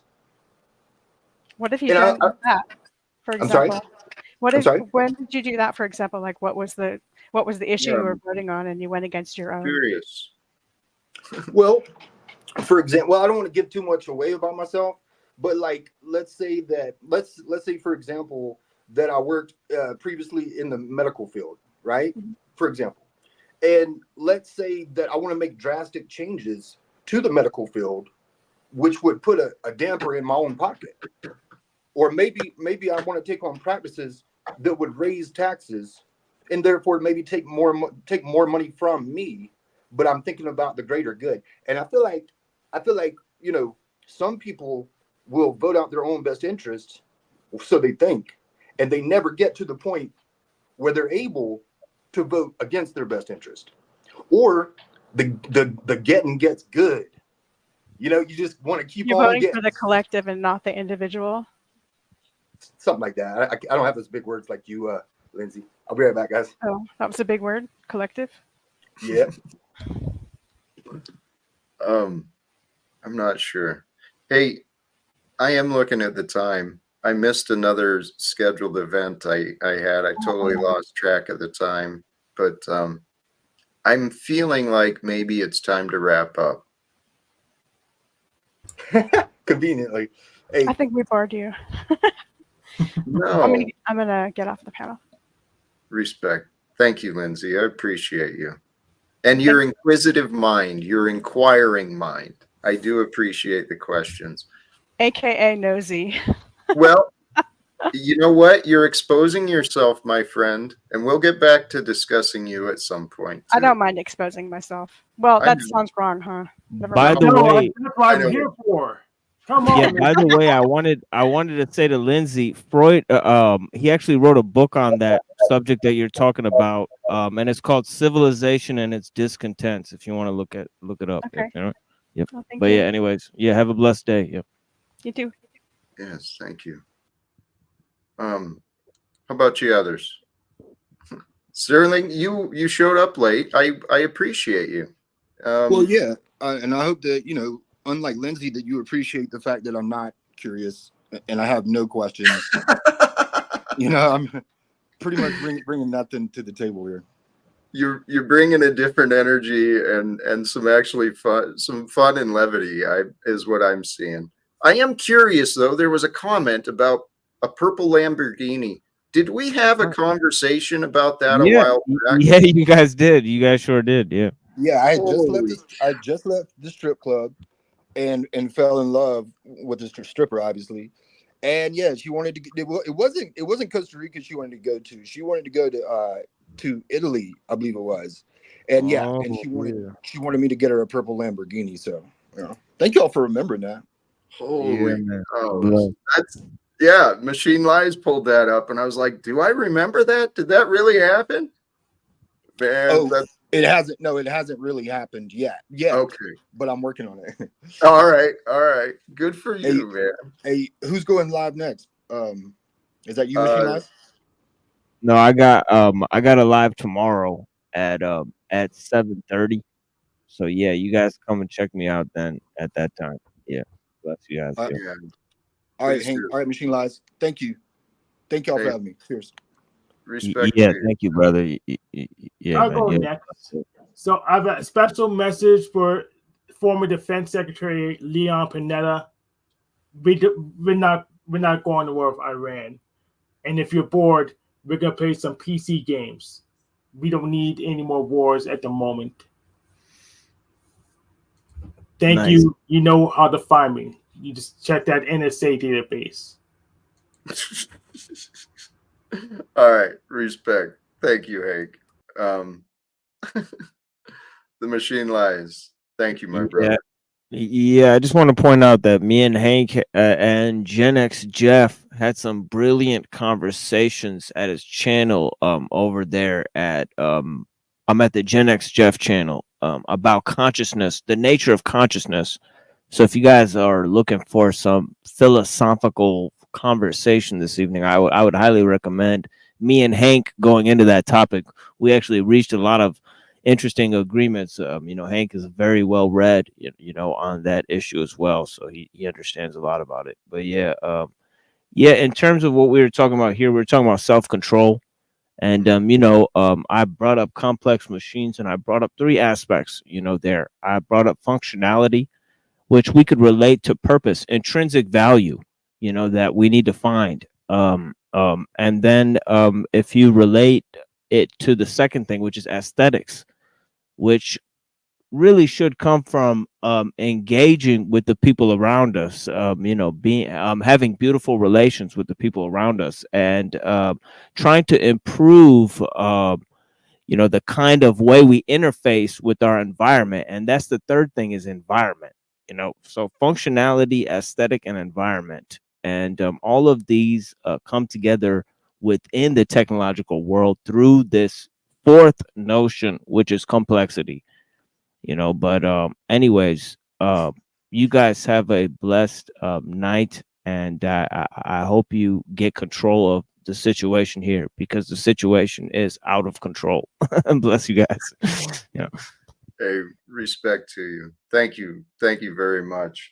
I tell you what, that is a man. He brings some complexity. His vocabulary and his perceptions on things.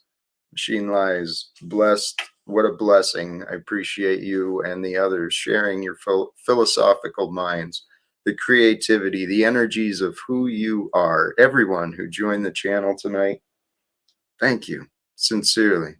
The name is already escaping me. Who left right before? Sterling. Sterling. I don't know if you saw it.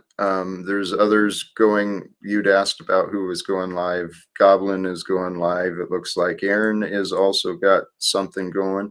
And I didn't catch if this is a continuation of his earlier stuff, but check it out. The links are in the chat.